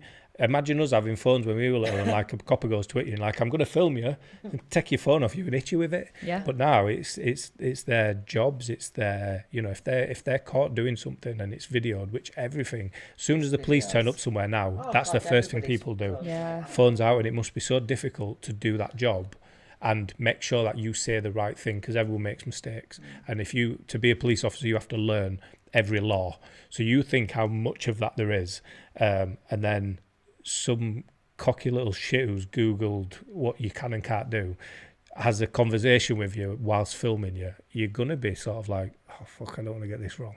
Yeah. I need to make sure. And then you see him hesitating, and then it's like, you don't even know what you're doing. You don't know. And I just think it's a job that I would not want to do, teaching and police. Yeah. Those two No, I've things. definitely been put off both of them. So I looked at both of them when I was younger. And then the thing that put me off teaching was, I always remember, can't remember what year I was in, it was secondary school though, and one of the kids went absolutely ballistic, picked up the table and launched it at the teacher. Now the teacher hadn't actually done anything wrong, like there were like a substitute, but I think like she'd sent him out for whatever reason. Well, he wasn't having it. Now, it's the only time I've seen all the kids in the classroom stand up for the teacher and literally turn on this one student. I mean, it was awful. Like, I'm pretty sure the police was called and everything like that. But that put me off teaching because I was like, if a kid's allowed to do that, I don't want to deal with that. Furniture. These days, we've got knives, we've got guns, we've got all sorts in the pocket. So, I mean, you know, Yeah. And then the police, like you said, nowadays, you're recorded all the time. And it's like, I've always had the view of, if you're going to be cocky, if you're going to act like an adult, you can be treated like one. It's right. Do you know what I mean? Like, if you're going to stand up to a police officer, you're going to have to deal with the consequences. Because there has to be that line, there has to be that boundary. If you're not doing what, if an officer tells you to stand there with your hands behind your back just so they can sort something out, as soon as you don't do it, you're getting arrested. Yeah. Because it's like, if you just listen to us and just, as like, you know, because it's like in the military, like I when they start suppose, shouting, if you're in the ain't they? military and somebody, you know, somebody that's higher ranking than you tells you to do something, You do it. you do it, and it gets sorted out at the end of and then you'll carry on. It's like, just look at it that way. So it doesn't matter if like you see videos all the time and stuff like that when a car gets pulled over. Like I watch the videos from America and that live PD or whatever it is. You know, they'll pull a car over for a tail light or something like that, and they'll get out and they'll be like, right, have you got anything in your car? I'm like, no, but I don't want you to search my car. It's like, well, now you've said it, they're going to, and they can. If you've got nothing in your car, then What's the you know problem? there's some videos when they turn around and they say, you know, there's nothing in the car, you can search it. Fine, just get on. It's not. Some people turn around and like, oh, you want to search my car because, you know, it might be. You're judging me on the way I look or something. You're wearing tracky bottoms. You're driving. You know, you're wearing tracky bottoms and you're driving with your hood up or something like that. Yeah, but it's suspicious. It's not like, you know. I had you one see it police all the officer time. that used to get me all the time, and I used to say he picks on me, and he purposely stops me, but I always had drugs. Every time he stopped me, I had drugs. I was like, he's victimising me, and I don't like it, and I feel bullied, and all these things. And he had every right to, because I was doing stuff wrong. But there was a teacher in 2014, Anne Maguire, that was stabbed and killed by a student in class, in front of the rest of the class. And that was, so one of my old science teachers, so my school closed down, and the teachers obviously went to different jobs, and he moved to that school. I think he's like a head teacher there now or something. And the kid had apparently planned it for a while, and he had no emotion. He was sat and he'd showed other kids the knife that morning. I think I heard about that, you know. He said that if you tell anybody, I'll stab you too. And then he just got up in the class while she was teaching, stabbed her, went and sat back down at his desk. And it was just, what sort of mindset would you be in to premeditate? It wasn't like an angry, she shouted at me, so I'm going to retaliate. It was all pre-planned. He knew exactly what he was going to do, and you just couldn't imagine that sort of age that they could plan. Yeah, it's planning, isn't it? It's Yeah, just it planning is, to yeah. do it the way he did it. Have you seen that Don't Fuck With Cats? Yeah. Oh, God, that's awful. Wow. Those two That don't is fuck not about what I though, thought do it they? was. I genuinely thought when I put You it were on, I was thinking gonna. animal porn, weren't you? Definitely. No, I can thought I tell. was gonna. I hope I was there's an gonna octopus in sit. No, I did. I thought that I was gonna sit there, and it was just gonna be a load of videos of cats doing stupid stuff. You know, like You've Been Framed, but with animals. I genuinely thought it was gonna be that, and then I started watching it. I was like, hold on, And this then is not what I thought it Luca was. fucked Like, up your life. See, I knew about it already. I watched it knowing what it was going to be. Yeah, Oh, I didn't. I'm like, I knew what it was about. I didn't know the extent. Yeah, I didn't. But then I can remember, as I was watching it, I'm like, I'm sure I can remember something cropping up about this. I can remember on somebody sending the video or something, like even over here.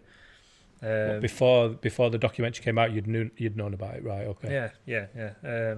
I knew of it, but it's like the stuff that he was doing and the planning. He got all the way to the end, and when you sat there at the end, you realised how much of it, like 100% of every single thing that he put in the room to do with the posters and the music that were played and what he were wearing, what he did to him, even getting caught by police and getting sat inside the interrogation room, he was still acting every single thing out. Yeah. And it's like, that's... I was just replicating something else, wasn't it? Something the else. entire time. But it's like, fucking hell, you know, if that were a film, that'd be up for an Oscar. I mean, he's an absolute mentalist and sick cunt, but But on the plus side, how cool were those two people? Like the two investigators. So have you seen it? Yeah, I'm So- out on this one. So there's literally a guy he suffocates a cat and kills it and puts the video online, blurs his face out. And someone sees it and they're like, we don't agree with this. We want to try and find out who it is. And then while they're trying to find him, they start this Facebook page, and so it gets out that they're trying to find him. So they're doing this investigation, just 2 people, not trained investigators or anything. And then he keeps putting more videos out with more cats and stuff. But they get worse every time. Yeah. Don't So, they? but then they're doing things like They're looking at his cigarette, like they'll pause the video and they'll find like, oh, there's a cigarette packet on the side table. where's that cigarette packet from? You What can only- plug socket is yeah. that? What Yeah. light switch is that? What countries have this light switch? And they found him, and then he posted a picture of him on a balcony, and they found the petrol station by sitting on. Oh no, they found the petrol station, but he took a picture at some steps somewhere. So when they found out where the petrol station was, they literally street zoomed all the streets on Google and just moved the camera down every single street until they found the same set of steps. And I think knowing them steps, that helped them find the petrol station in the background of a picture. So they went to the petrol station and looked up and said, that's his apartment. That's the balcony Yeah, that but he he had the claimed picture that he on. was elsewhere, didn't he? Yeah, so he was in London and stuff, but then he invited a person to his house and killed the person and he put the video of that on, didn't he, while he was sat, he had him tied to a bed, didn't he? Yeah, had tied to a bed, but the poster in the background was again off a film that he was reenacting. He was and stuff reenacting like all that. bits of films. But yeah, he cut them up into But pieces you and find everything. out most of it is I've got a friend whose girlfriend was chopped to bits. Well, he chopped both of them, his girlfriend and a sister, and then did grammar, you know, the big one, where he did the grammar and father as well. Oh Over no. at Whitley. It's going back a long while ago, and he said same police when he got there and found his girlfriend chopped up in bath with his sister. He'd everything written down, so they knew where they were going. Luckily, only one of them died. The grandma, his granddad, stayed alive because police got there, but grandma was dead by the time they got there. But they knew, he'd left a plan of who we were going to get, who we were going to kill, and everything. Wow. And it just like planned it all out. It's like planned. When somebody gets to that psychopathic thing, everything's got to have and right down to the Precision. day, times and everything, how long he had at each place to do what he was going to do. Well, that's what this guy was like, wasn't he? Yeah, he'd watched, it were just scenes from films. Like I said, the way the camera was with the bed and then that poster in the background, even the bedding was something, wasn't it? Everything, And everything linked. was planned down to a T. But he, like you said, when you were saying about the kill, like just went up, stabbed the teacher, but sat down emotionally wise. Yeah. Like I said, when he was in the interrogation room, he purposely got caught. They found him in an internet cafe, and they thought they were really clever and whatever. But he sat there afterwards, and like he wanted to get caught because in the film, It was the big ending, wasn't it? she got caught in an internet cafe. Was it Basic Instinct, part think of it it? was something, There was yeah. something from Basic Instinct on there. Yeah, and then even like I said, in the But interrogation I room, think with a lot of people with it being psychological, when they to take another person's life, when it comes to that end bit, they've got to be found because that's part of admitting and part of moving on from it, or they're at dead still. Do you know what I mean? Because if you look at most cases where they've gone to that extreme, that is roughly what happens. Do you know what I mean? You find a lot of people what commit crime. They know they've done it. The coppers are after them. They know coppers are after them. They'll give the Senate a day or so, and they'll just go hand themselves in because they know the inevitable's going to get there, but they want it to be when they're ready. Yeah. This yeah. Epstein thing, sorry to keep bouncing about, but this Ghislaine Maxwell, so it's been explained to me like at the end of like a gangster film where they go to that meeting where they know they're going to get killed. They know what's going to happen, but they go because they chose that life and they know that this is where it's going to lead to, and then this is the sort of end. This is the way that this story ends. That's how it's been described about her. She's done all these things in her life that she knows are horrendous, and she's in Brazil, and he's been caught. He's been murdered in his cell. I don't care what anyone says about suicide. And Yeah, a lot goes on she's in there. Don't know about. there's too many coincidences Yes, for yeah, his I for agree his with that. for his suicide. So her dad's a spy, an agent. Her two sisters have some sort of IT company for CIA, so they're all interlinked. She's in Brazil. They can't extradite her from Brazil, so she's a free woman. She can do whatever she wants. She comes back to America and then hands herself in, or she's arrested somewhere in America. And when she goes into the meeting room, so the press can't be there. to the courtroom or whatever it was because of COVID, but there's recorders in there, and she walks in and she's, how am I here? What am I doing here? As if there was somebody high up that was meant to be looking after her. Yeah. And it's that, why would she come back unless, like you said, it's all been planned and this is just the end of her story now. And it's the more I look into it, the crazier it gets. Like you think, all right, so that makes sense, and that's what that's going to be. And then you watch a couple of other things that refer to something, and you just sort of, I'm off again now. That's it. I've got another 7 hours of watching videos to find out what this is. And it's crazy how people do all these things. And I've always thought, and it's starting to become true now, we watch films like 007 and we think, oh, well, that would never be true because that's ridiculous. But I think films like that are made to make us think that these things aren't real, like The Truman Show. You know, That were a good you film. just think, oh, well, what a ridiculous idea that is. But then you think, actually, if you take away him being the main character, but the rest of the scene and the rest of the set and everything else, that is literally what's happening now. And it's like I suppose you'd say hiding in plain sight. But is it? Because none of us know. We could Yeah. all be, you know what I mean? Yeah, In that bubble, nobody knows it, do they? exactly. Do you know what I mean? That's the And flat it's Earth like bubble. That's the Matrix. cover of It's the like flat. Matrix, isn't it? Yeah. You can look at it Yeah. that way. You could go forever. Yeah. Do you know what I mean? There's always going to be something else. So I used to take add on a to drug. something else. I used to take a drug called ketamine, like religiously, like daily. It was the drug I did the most. And they say that there's certain drugs that unlock parts of your mind that you can't access. So there's a drug called DMT, and your brain administers DMT when you're dying, and it gives you this sort of, I don't know, relaxation of, yeah. So you don't sort of fear death when it happens.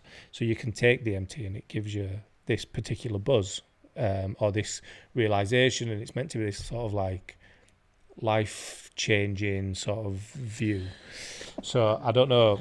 I've never tried that, so I don't know. But ketamine, when I used to do ketamine, I'd always take too much on purpose, and it puts you into this sort of dreamlike state. Yeah. So it knocks you unconscious, and so they basically, Best way. yeah, they use it. Anybody who uses it slightly, you've more chance of dying. Yeah. Because you'll go do something stupid. Yeah. Like walk off a balcony thinking grass is there, and that sort of Yeah. stuff. Oh, it is. So It's really bad. It's really bad stuff. I know because my son once got caught on that, Yeah. and he nearly walked off a balcony, which were I've 20 floors up. I've had friends die And because he of it. looked and thought the grass were there because Yeah. he could see the grass, and he thought he could just walk out. Mm.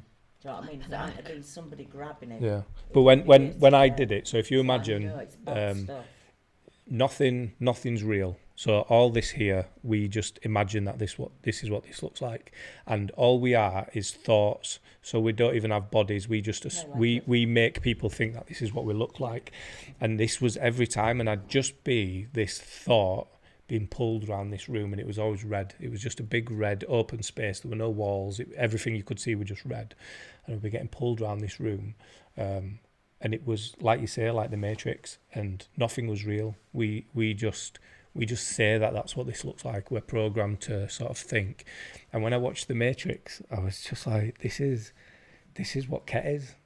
You know, apart from they are actually people that get plugged into a different reality. Yeah. We're not even that. We're just thoughts.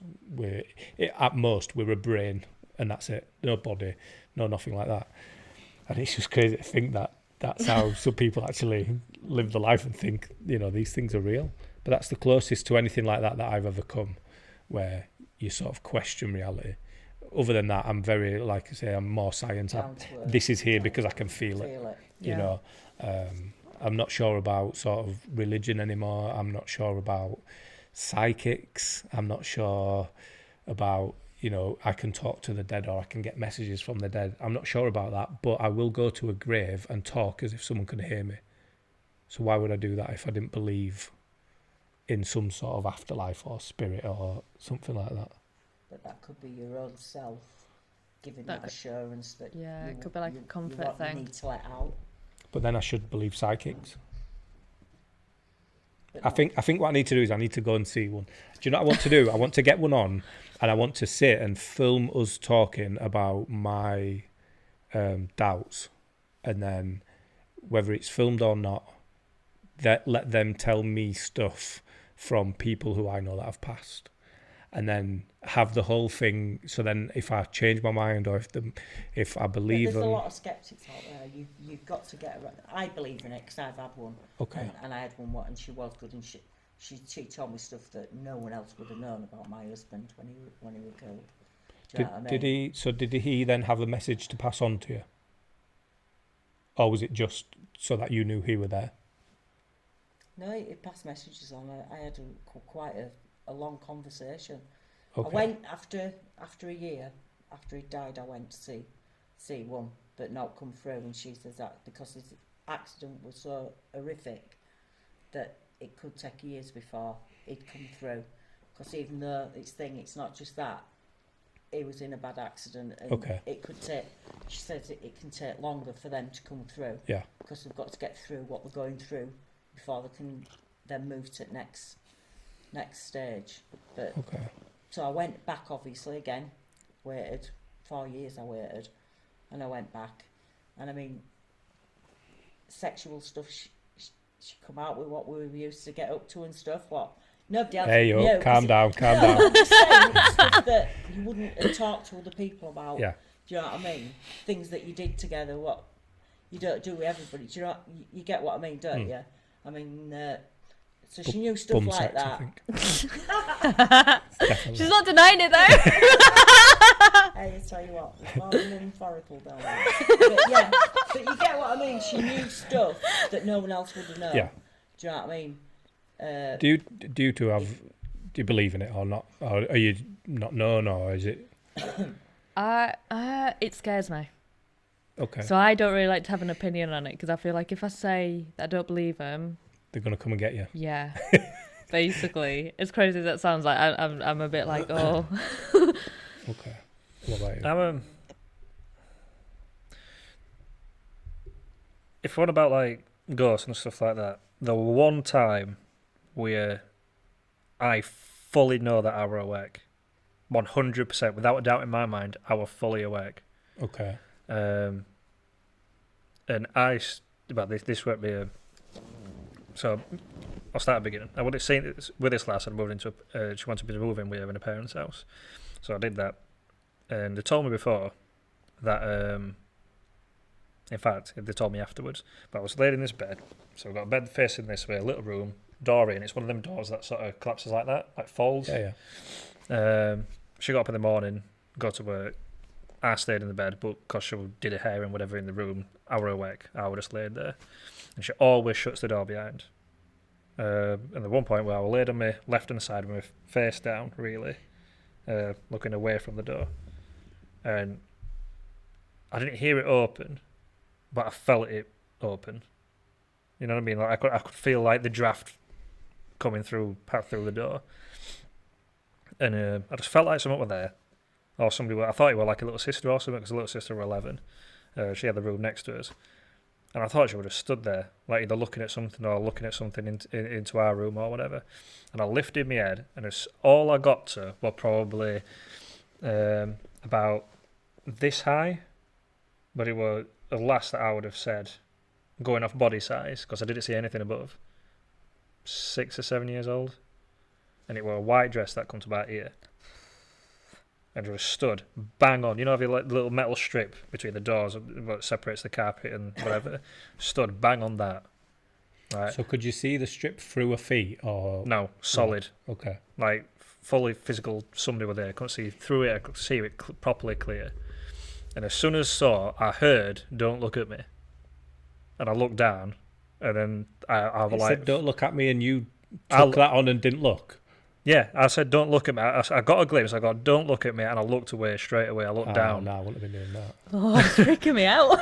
And I was like, That shirt's moving behind you. Oh, please don't. "Yeah, that's because the fan's on." I do want to look. I'll start crying. But I was just, and I felt this like pressure at the back of my neck, like not like I couldn't lift my head, not that I wanted to, because I was like, just.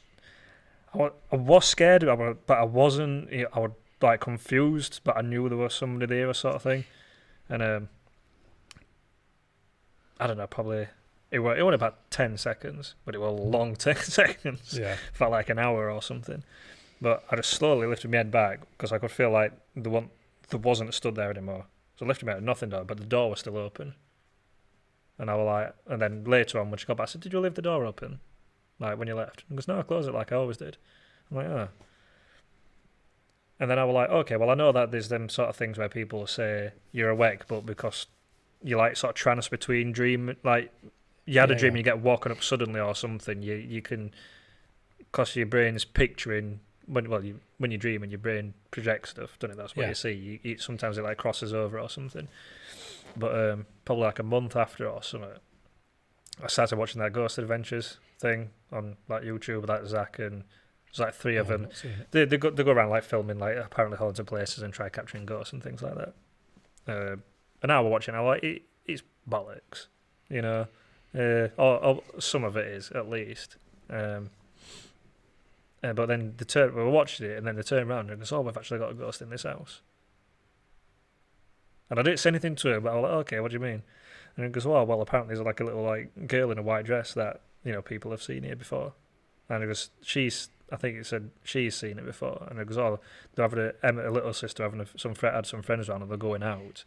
And a woman across the street saw them all get in the car and they said, 'Oh, is that other lass not going with you?' And they're like, 'What other lass?' And he goes, "What one in white dress? She went upstairs before all the kids came out and she did a U-turn up the stairs behind him." Right, okay. And I'm like, well, how the fuck did they know? Because they were like, "Oh, that's the only thing. Other than that, like, where you go in afterlife and stuff, I'm still not sure about." I like to think there was some afterwards, but, like, I don't know, because there's no proof of it. I'm very factual. Yeah. Like, well, I suppose this way. How do you think humans came to exist?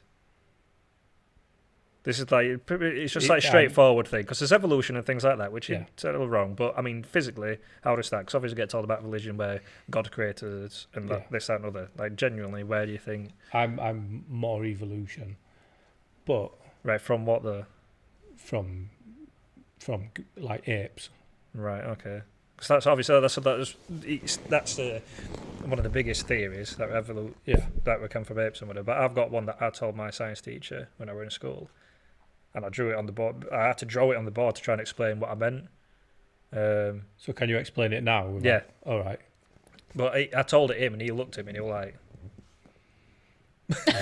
like, you might have just fucking opened, like, it's probably the most realistic theory that he'd heard. And I've told people afterwards, and they've still been like, that actually works. Okay. So yeah, this is some proper stoner shit. This will be brilliant on Joe Rogan.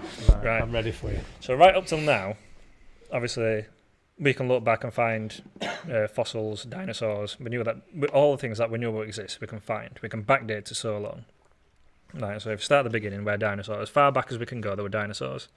Then the meteorite hit, which we know about, wiped everything out, and then it basically, everything had to start again. Yeah. So bacteria had to evolve, and then that evolved into something else and bigger things and fish and carried on. And then evolution changed certain things to change with climate or what terrain is and whatever, and we've ended up to where we are now. Yeah. And we can still relate some stuff like alligators to dinosaurs, sharks to dinosaurs. We can always link pretty much every animal to something that were about when dinosaurs were, near enough. Apart from us. Yeah.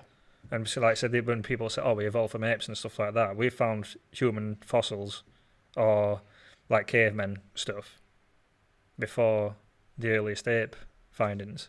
So it's like, well, we can't have evolved from apes. That's what I think. But where I think we come from is, said the meteorite that hit had some sort of bacteria on it that was laid dormant in space. So nothing in space, nothing for it to evolve. It doesn't need to change. It can happily survive up there. So it's just been just cells on this asteroid. Came down at Earth, wiped everything out, You know, and then when things started changing again, the bacteria, because it didn't need to live need anything to live on in space, it somehow survived, and that's what ended up evolving into humans. Because the Earth's atmosphere the bacteria had to evolve to survive in Earth's atmosphere. Because how evolution works, like I said, before dinosaurs, it would have happened the same thing. There would have been small bacteria that evolved into dinosaurs. Yeah. Suddenly got wiped out. Everything started again, pretty much exactly the same, apart from it were ice age because of the nuclear winter and whatever. So you got, instead of like scaled dinosaurs, you got like woolly mammoths and woolly tigers and whatever. But we just popped up randomly.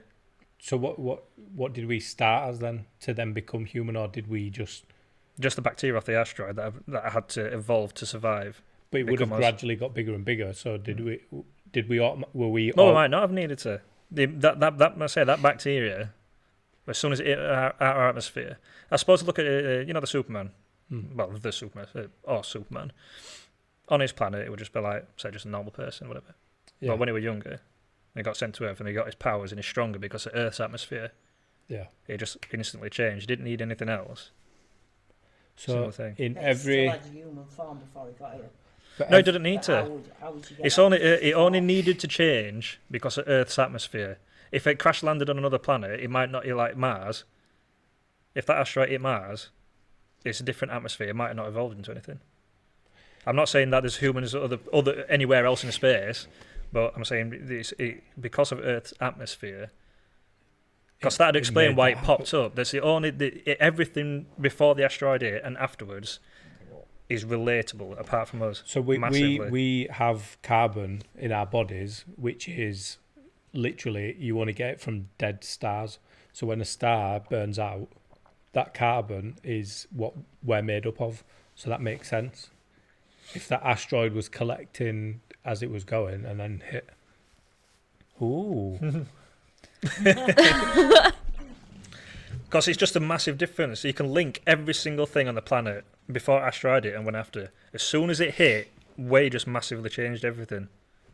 Or we popped up completely out of blue.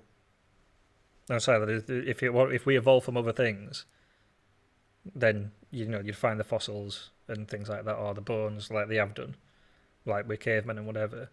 But it's just so sudden that we just popped up. So spanner in the works. Bigfoot, not Bigfoot like Bigfoot and Henderson's, but there is actually an animal that looked like what we draw Bigfoot to be, like an oversized human. That to me is the closest link between humans and apes that there was.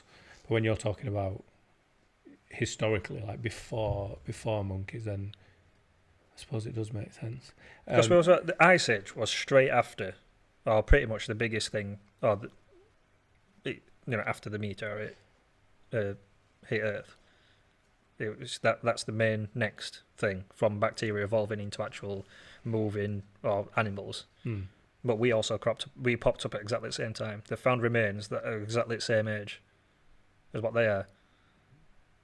And because if we was already on, if we was this in school, yeah, I drew it on the whiteboard to him. I like, look, dinosaurs, line, that's the meteorite. All animals, all this is exactly the same as what that is, apart from they've adapted and evolved because of the different climate from what the asteroid created. At exactly the same time, humans popped up when we found remains of it. If human bacteria were already before the meteorite hit, we would have found something because it would have already been here. Yeah. So we're aliens. We're literally aliens. Oh, we're not very good ones, are we? No, just turn up, ruin the planet. Because really, going off the same basis, you can have the same. Say if that meteorite got split in half at some point, another rock hit it and split it in half, and that went to another planet.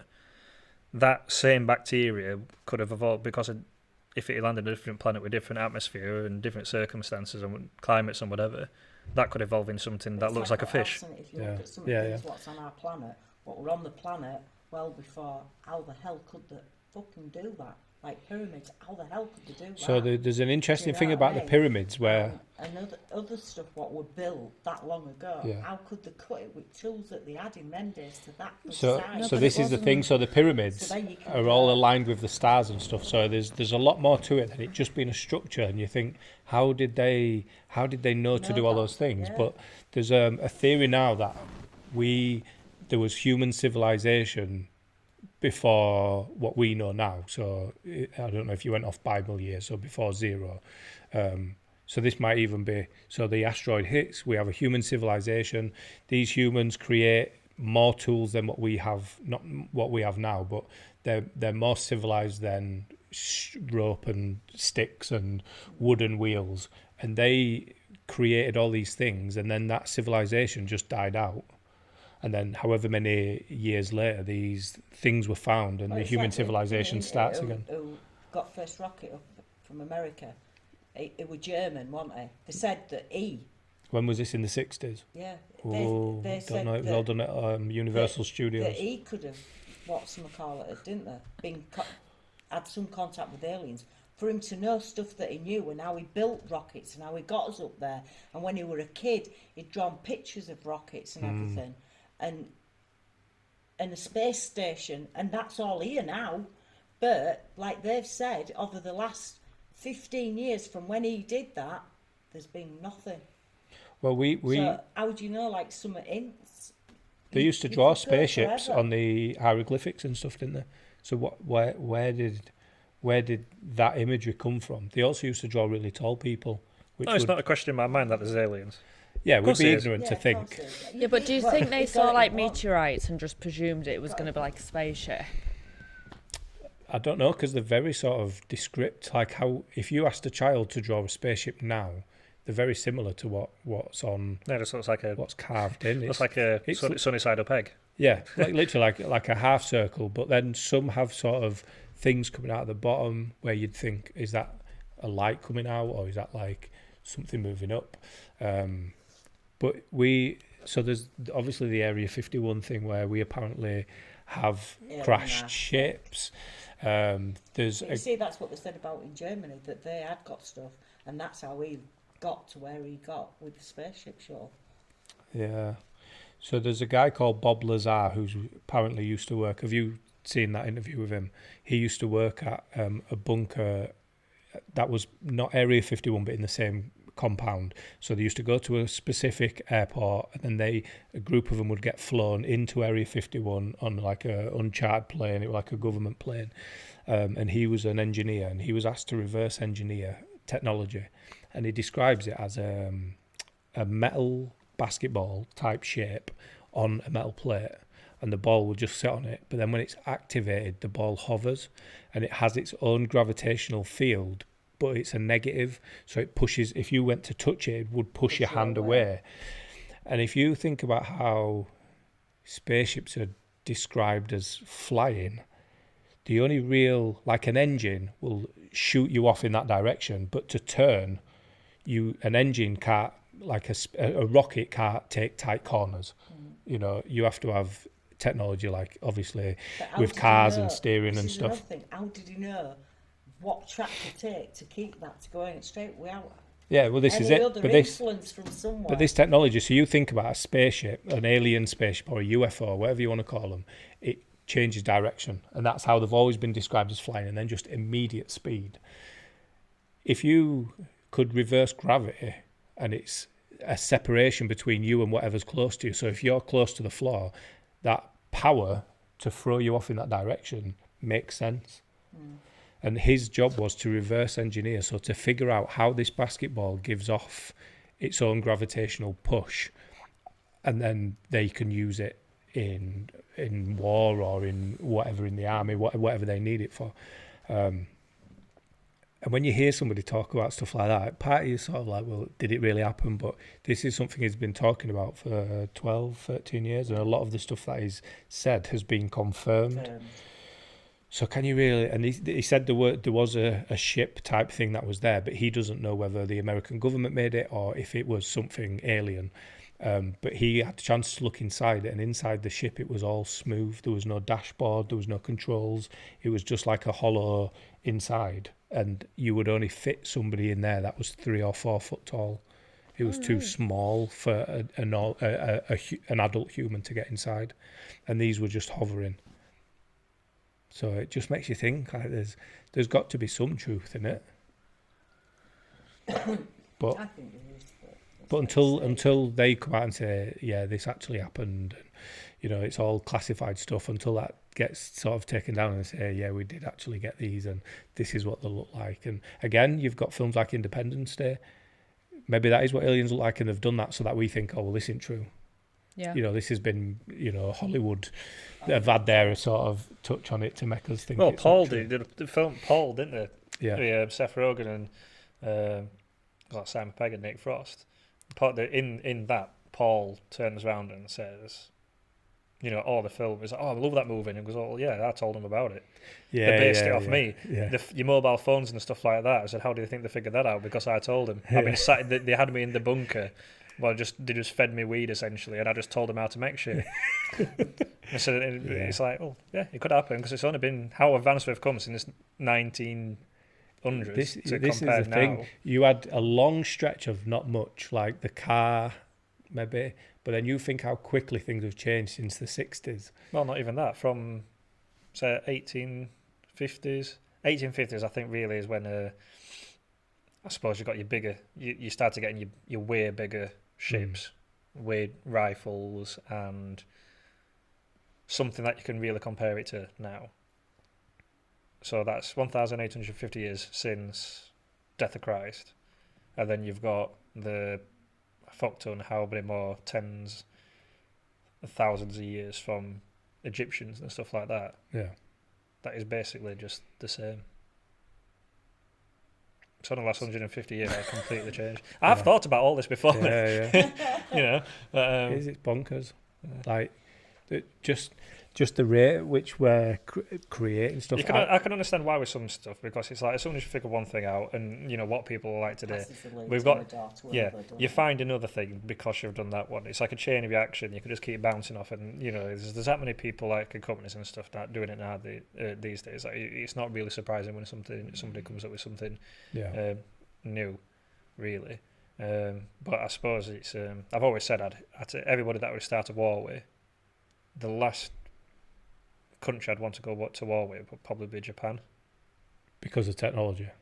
Because Japan, obviously, they like the anime and stuff like that. They like the big robots and, you know, like all that sort of thing. It's like America and Russia got all these nuclear missiles and stuff like that. It's like, yeah, but Japan's...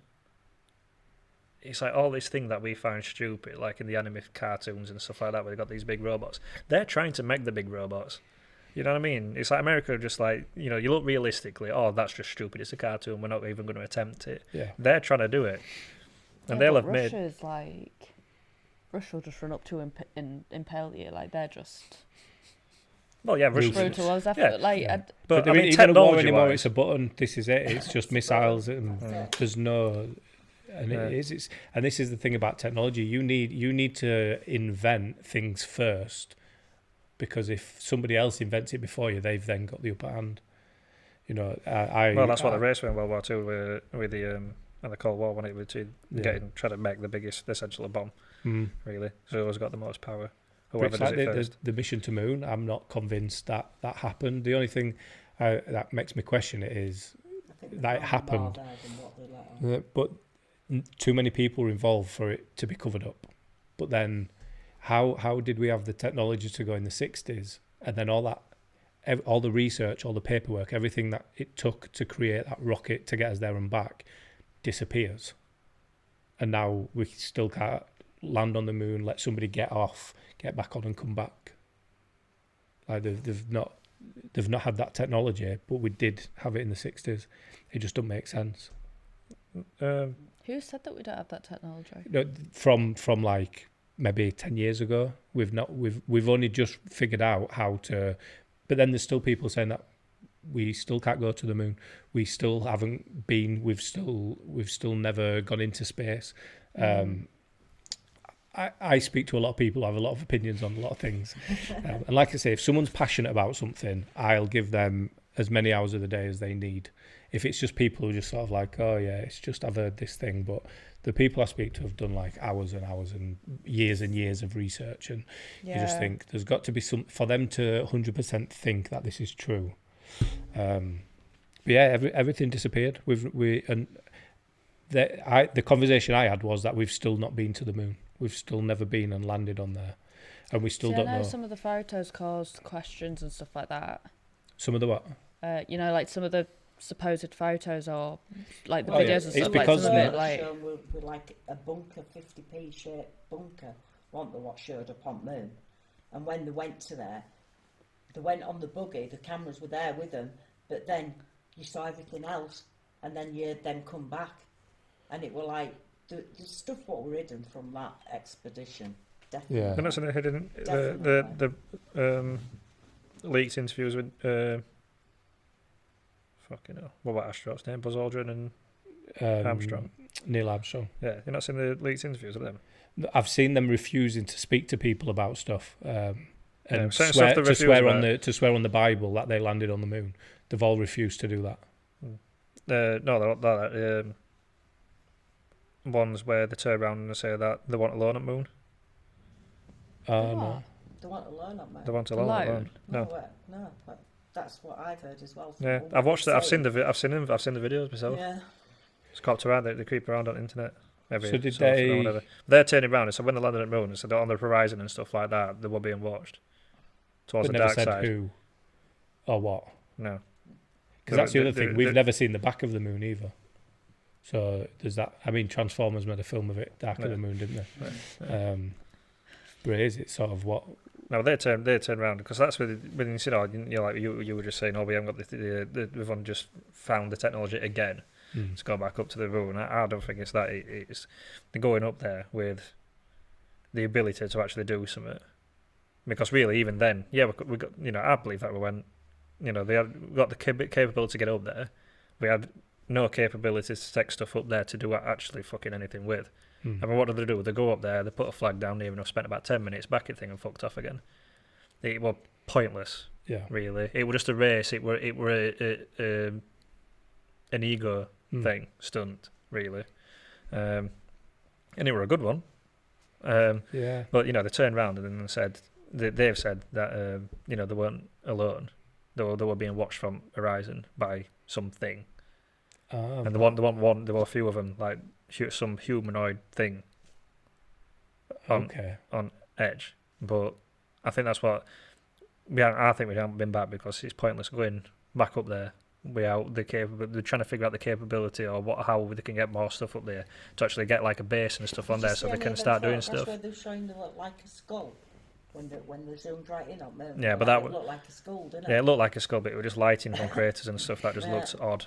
But there was another one where it looked like a base. It was like a rectangular building and a tube coming out from it, like an air vent, and that would just lighting from the sun coming across a mountain. That just made it look odd again. NASA came out and admitted that they doctor their pictures, they enhance their pictures, and that's where a lot of it's come from. If they've lied to us about this, what else? And that I feel like that's where the whole flat Earth thing started, by them accusing NASA of lying about everything. But this has gone massively away from motorcycles. It has, I don't even feel like we've mentioned. we haven't. We hadn't we even had a mentioned site talk motorbikes, have we? at the beginning. Very beginning, I'd say. Very beginning. That's All right, so about let's do that then. insecurities of biking as a woman. Yeah, we talked about bike rape. We spoke. Yeah. Let's get back to That was the exact point where it fucked off. Yeah, I didn't realise that's what we were here to talk about. Let's talk about everything else other than that. What was your first bike? My first bike was a Your first big bike after you passed your my first proper bike test? I ever had was when I first started was a BSA Bantam 1.5. Oh, yeah. Broke my ankle twice. What, Kicking kickstarting off. it? Yeah. Got some right kick on back of them. She'll get it started. Then I got a 250 Super Dream. Then after that I went on to Mechy one, Street Fighter to ZZR 1100. Being a short ass, they don't make bikes big enough for short arses. I love that. I can't get one that fits, so I'll just make one. Yeah. So I street fighted that, and I used to drag race that. I used to go drag racing on it at Melbourne. But yeah, that was cool. I enjoyed that. Oh, wow.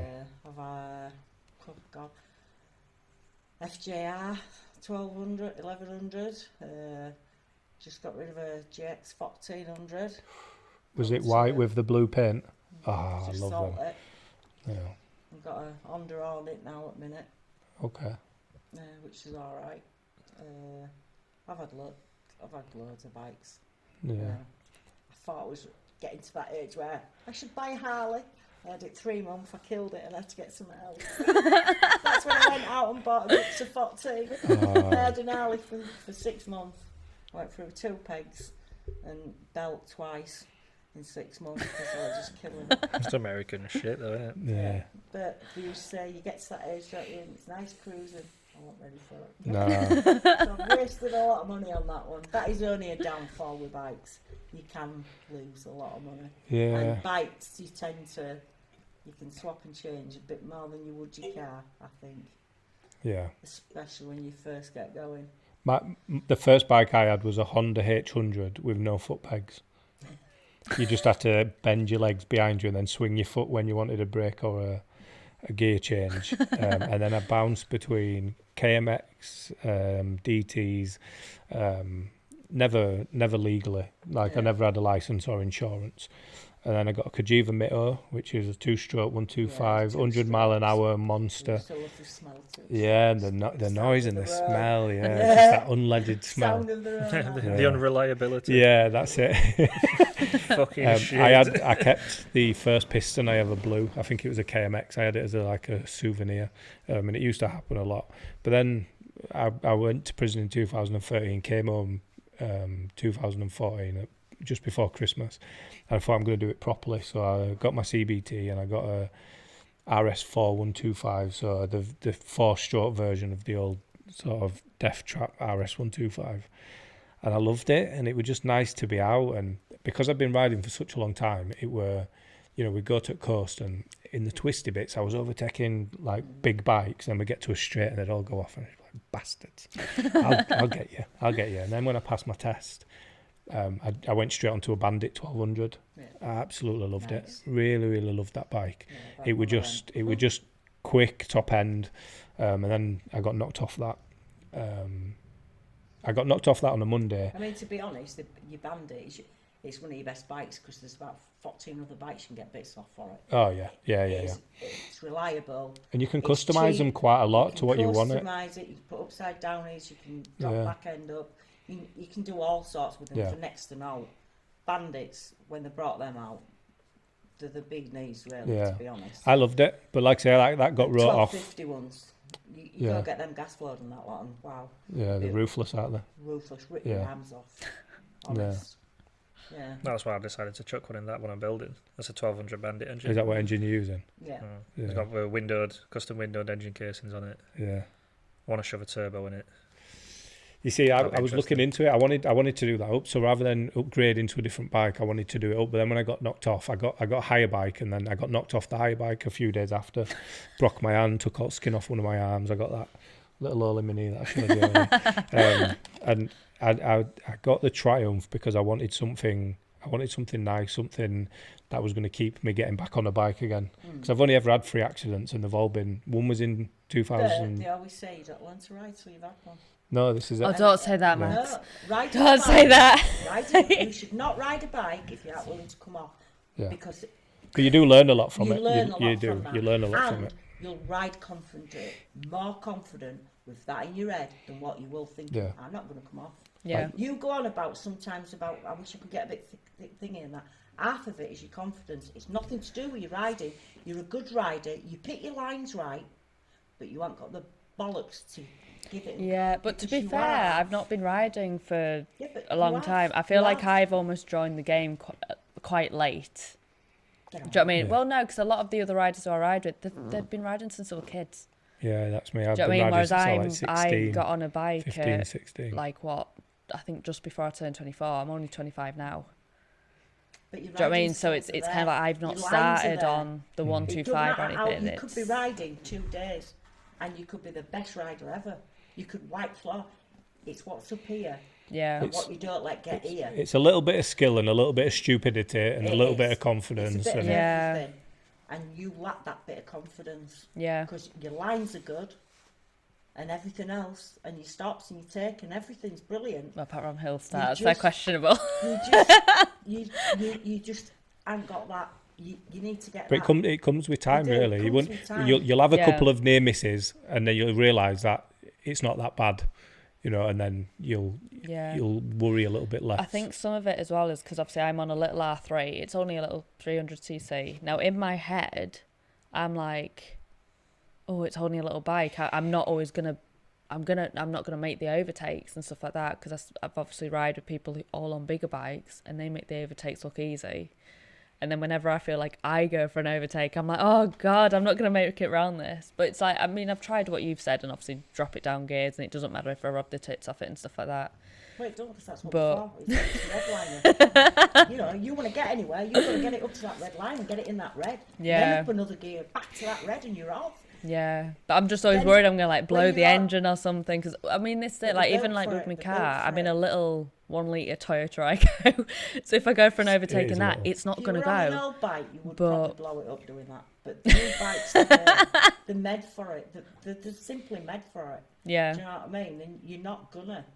You just need to get that because everything else you're perfect. Honestly, Yeah. you really are. Your lines are good and everything. Yeah, just stop being a little bitch about it.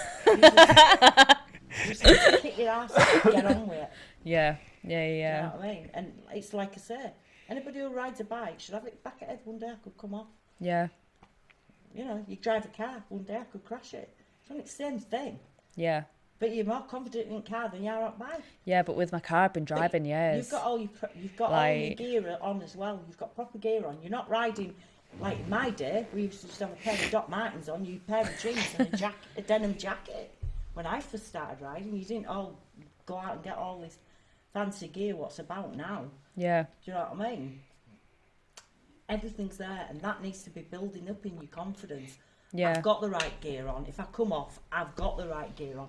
I'm not going to have holes in my arms or whatever because Yeah. you've got the proper gear So on. I bought a brand new, because I got knocked off my Bandit, I bought everything new. It wasn't even like I didn't slide or anything. I was sat in traffic and someone went into the back of me. So I got a brand new Alpine Star like hoodie zip jacket. I think I've actually got another one now, and I said I'd never get one again. I've just realised I have actually got one over there. And then the Monday the Bandit, then Thursday I got a brand new MT10 as a hire bike, 0 miles, and I was like, this is the bike I want. Like I want an MT10, and they've given me it as a hire bike. So I was like, it's a sign I have to buy one.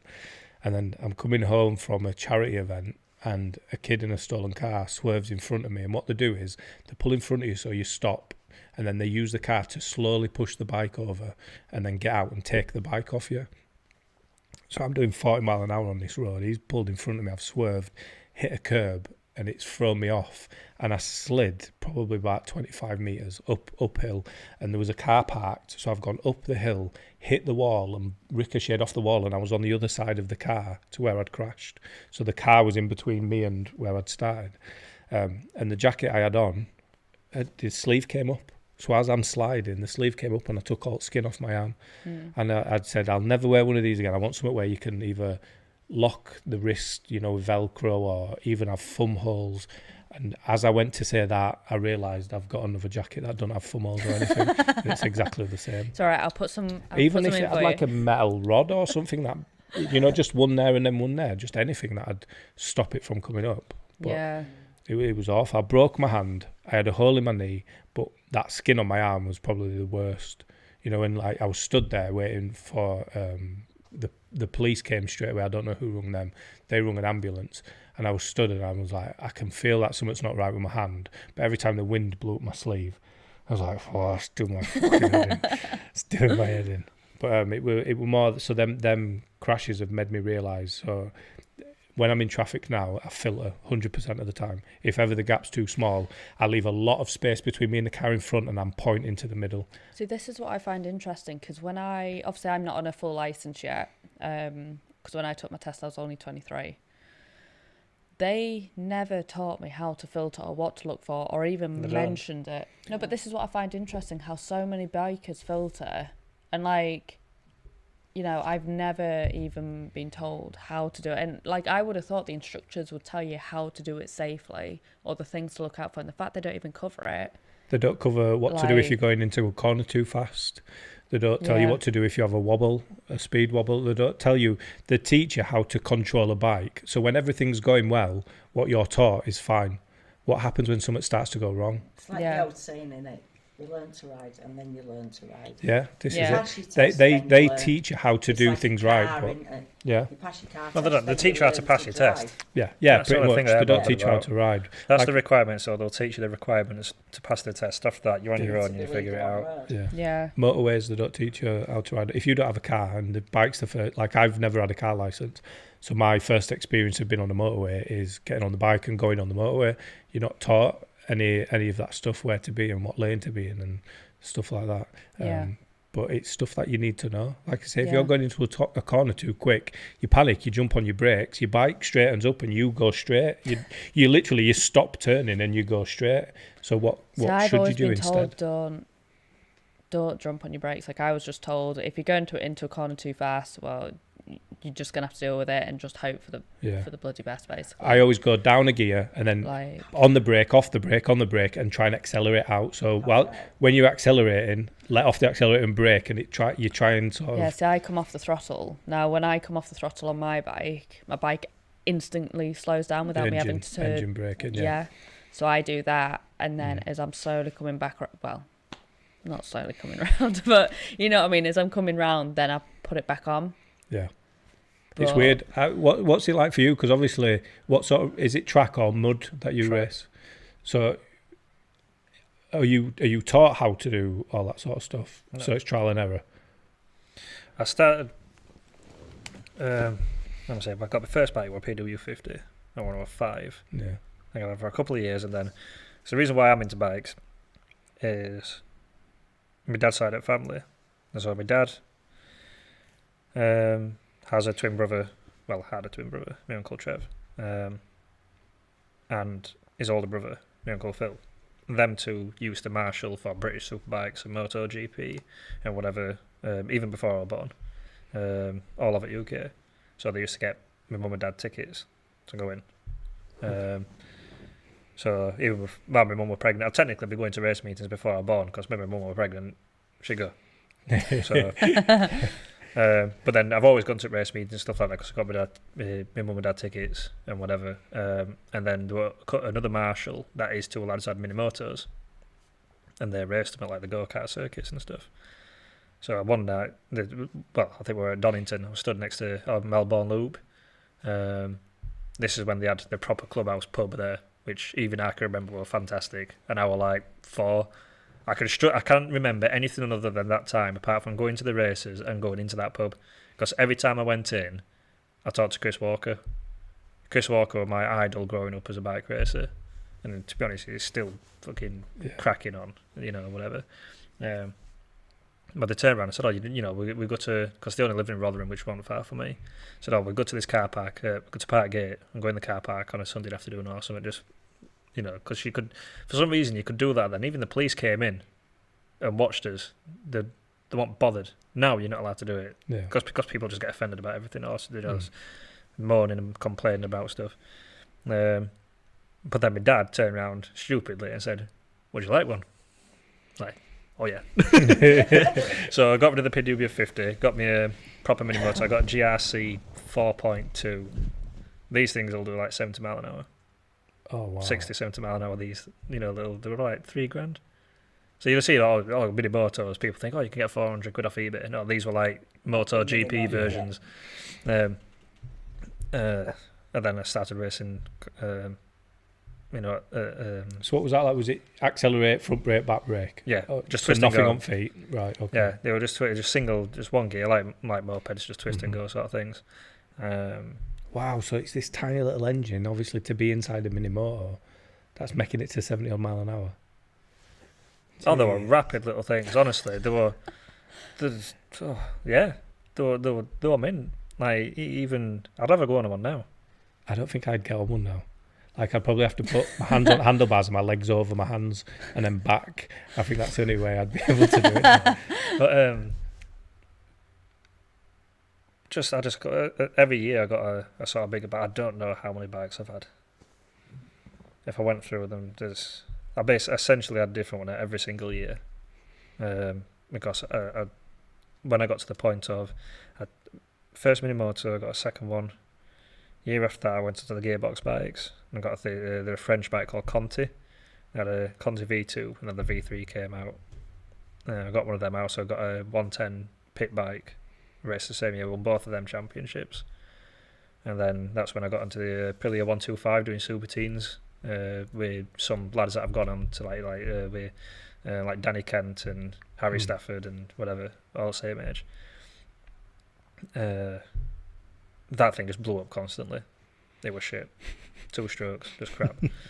So I got rid of that halfway through the year. And then I went up to working my way up. I got to, I think I was 14 and a half.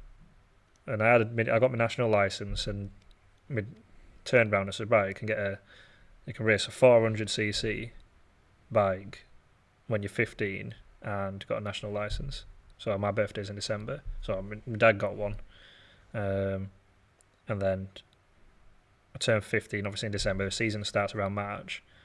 First time on the bigger circuits like Cadwell Park and Croft and stuff like that. First one were at Croft. And they were the defending champion there. They've been doing it years. Like year after year, winning it every time. I turned up and kicked his ass. And they were like, who the fuck are you? He turned up to I took my helmet off and he looked at me, gone out because he realised how young I was. Yeah. And I said, how old are you? 15? And he goes, you can only just race these. I'm like, yeah. But and then I just got a bigger bike every year. Went up to the 600s, second and third. Year after, both championships won, got on 1,000, won that championship. Just kept going and going. Pretty successfully. Not in a sense that I got picked up by big teams like some other riders did and stuff Did like you that. get sponsors or anything? No. So just all self-funded? Wow. No. Which is quite frustrating at times because there's been people out there that have never won a thing in life. Like the race at BSB, they don't even qualify 50% of the time, and they're getting tens of thousands of pounds chucked to them every So single what's year. that? Is that parents' relationships with? Yeah, it's all you people? know. Really, a lot of it, it's luck, but it's just the card that I dealt. I just accepted it. I mean, I don't race anymore because of funding, but that going into riding up road, I passed my test, like I said, not January, just gone the one before. And I said that I do not want a sports bike on road. Because they're just not comfortable to begin with. Coming on. Yeah, so do I. I just didn't, I don't want one. So what was you thinking, more like a bandit type? No, I wanted a supermoto. Okay. Something set up. I will look at a supermoto, but the problem with proper supermotos is they're essentially a motocross bike. So the fuel tank's tiny. I was looking at Honda CRFs and they'll go like 80 mile an hour, but you're revving the knackers off them, that sort of thing. And What actually, about the KTM Duke, the 1290? Is that classed as a supermoto or a street fighter? no, I would have said that's more like a street fighter thing. Right. But I was looking about anyway. I went into Gem Speed Shop, and there was a Aprilia Dorsoduro, whatever they're called, I think, a 950. That's a supermoto style bike, and I'm like, oh, I really like that. So I had a look at some reviews online, and all the reviews are coming up with the Aprilia versus the Ducati Hyperstrada, Hyper Motard, sorry. And I was like, oh, I forgot about that bike. I really like that one. So that's why I ended up buying the Hyperstrada, which is the Hyper Motard. It's just got panniers and stuff at back, and the seat's not, the exhaust isn't under the seat, it's at the side. And because I didn't want a sports bike thing, because my racing background, I don't want a sports bike because I know they're uncomfortable, they're not going to be very good on road, the positioning wise and everything. I want something that's set up, and it was something completely different. My lines of my confidence bike riding hasn't been the issue. My issue has been on a bike with car drivers, because I'm a lorry driver as well.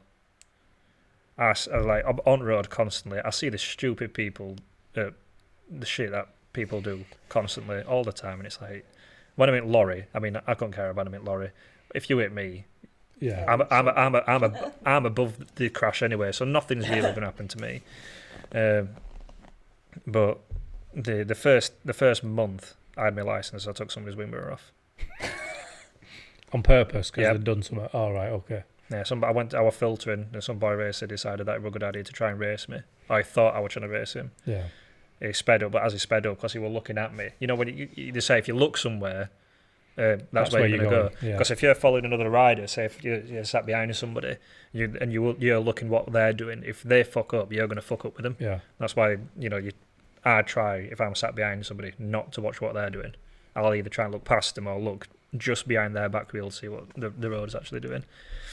And he swerved, pushed me onto the other side of the road with oncoming traffic, and I just went straight next to his scams, took his wing mirror off.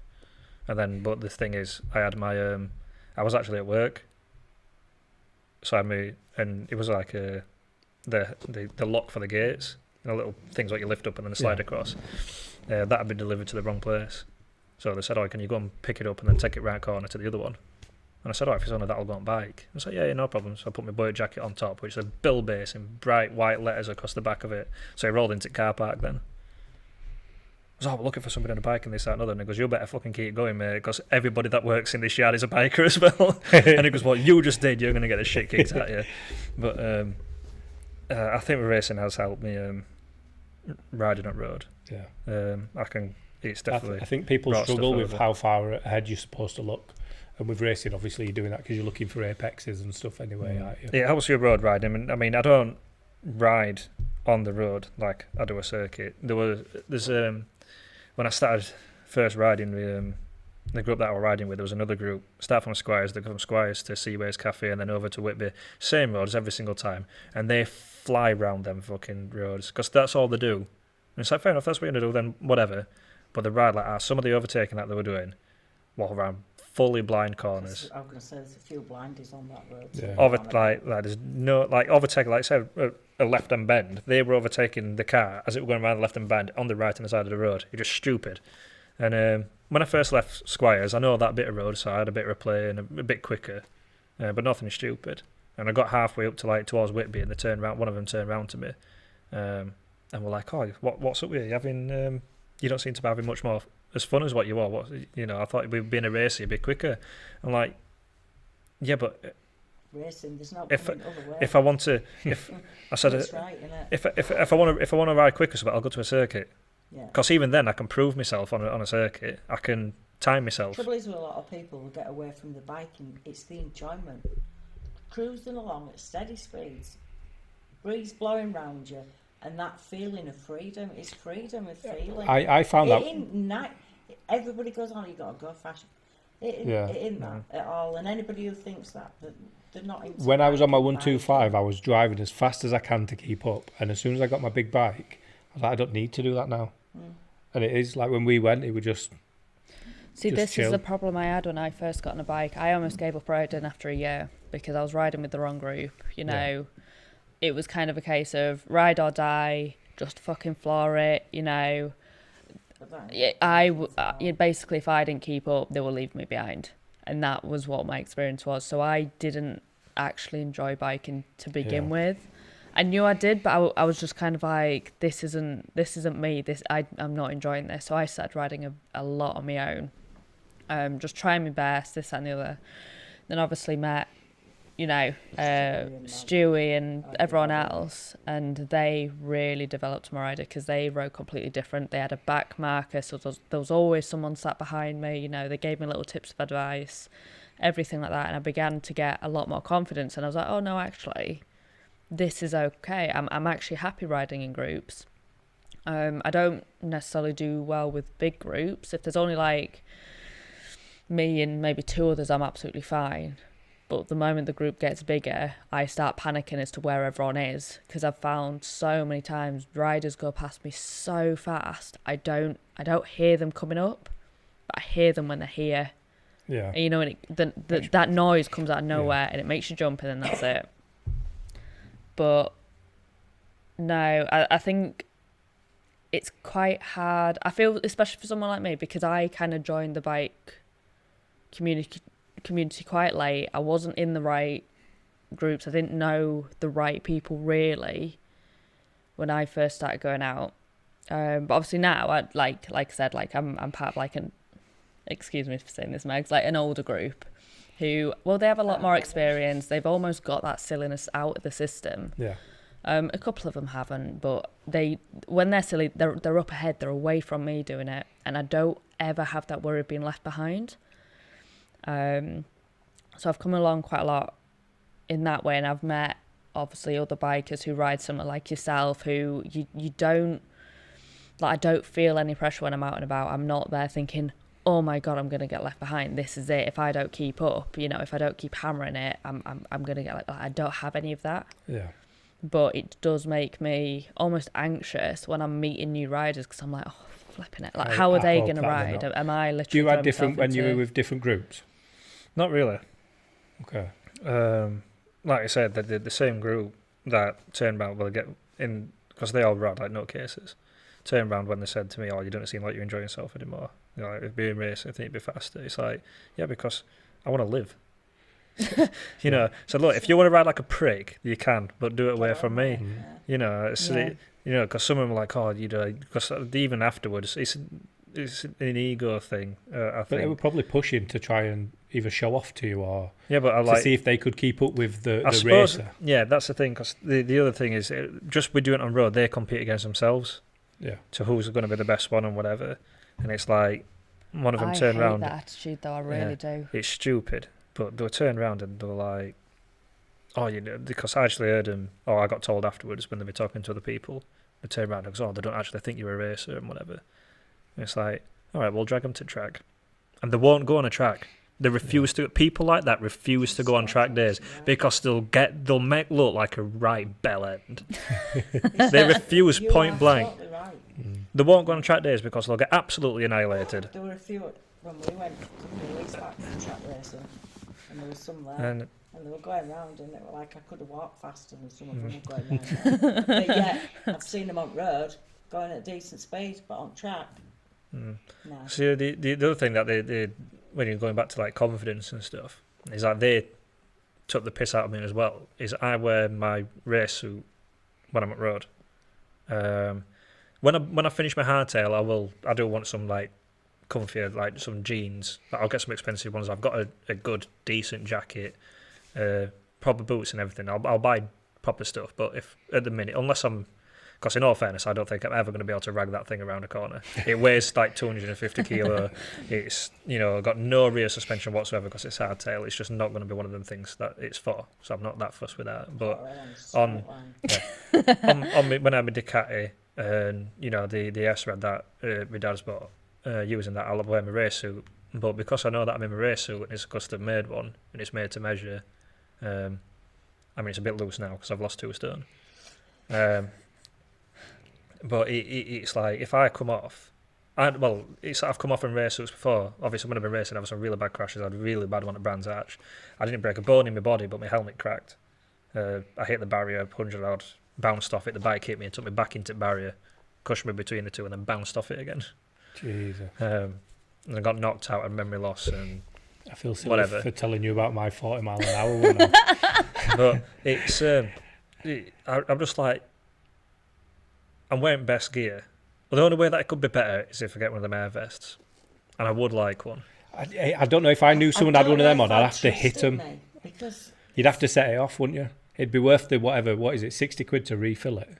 Well, it depends which ones you do, because there's I would get. I would say the best one is Dani's one. I think they're about 450 quid, and that's it. You pay 450 quid. If you have an accident or whatever and it goes off, you send it back to them. They refill it, they restitch it. There's basically tear it. They might as well. They'd probably be better off giving you a brand new one. Yeah. But they do it anyway. And there's other ones like I can't remember what brand it was. I'm tempted to say Alpine Star or something, but it's about 300 quid. But then you've got a monthly subscription, and when that goes off, all they do is change the canister. But the Danes. Do you see that video of the guy that hit that Subaru? Oh, I did.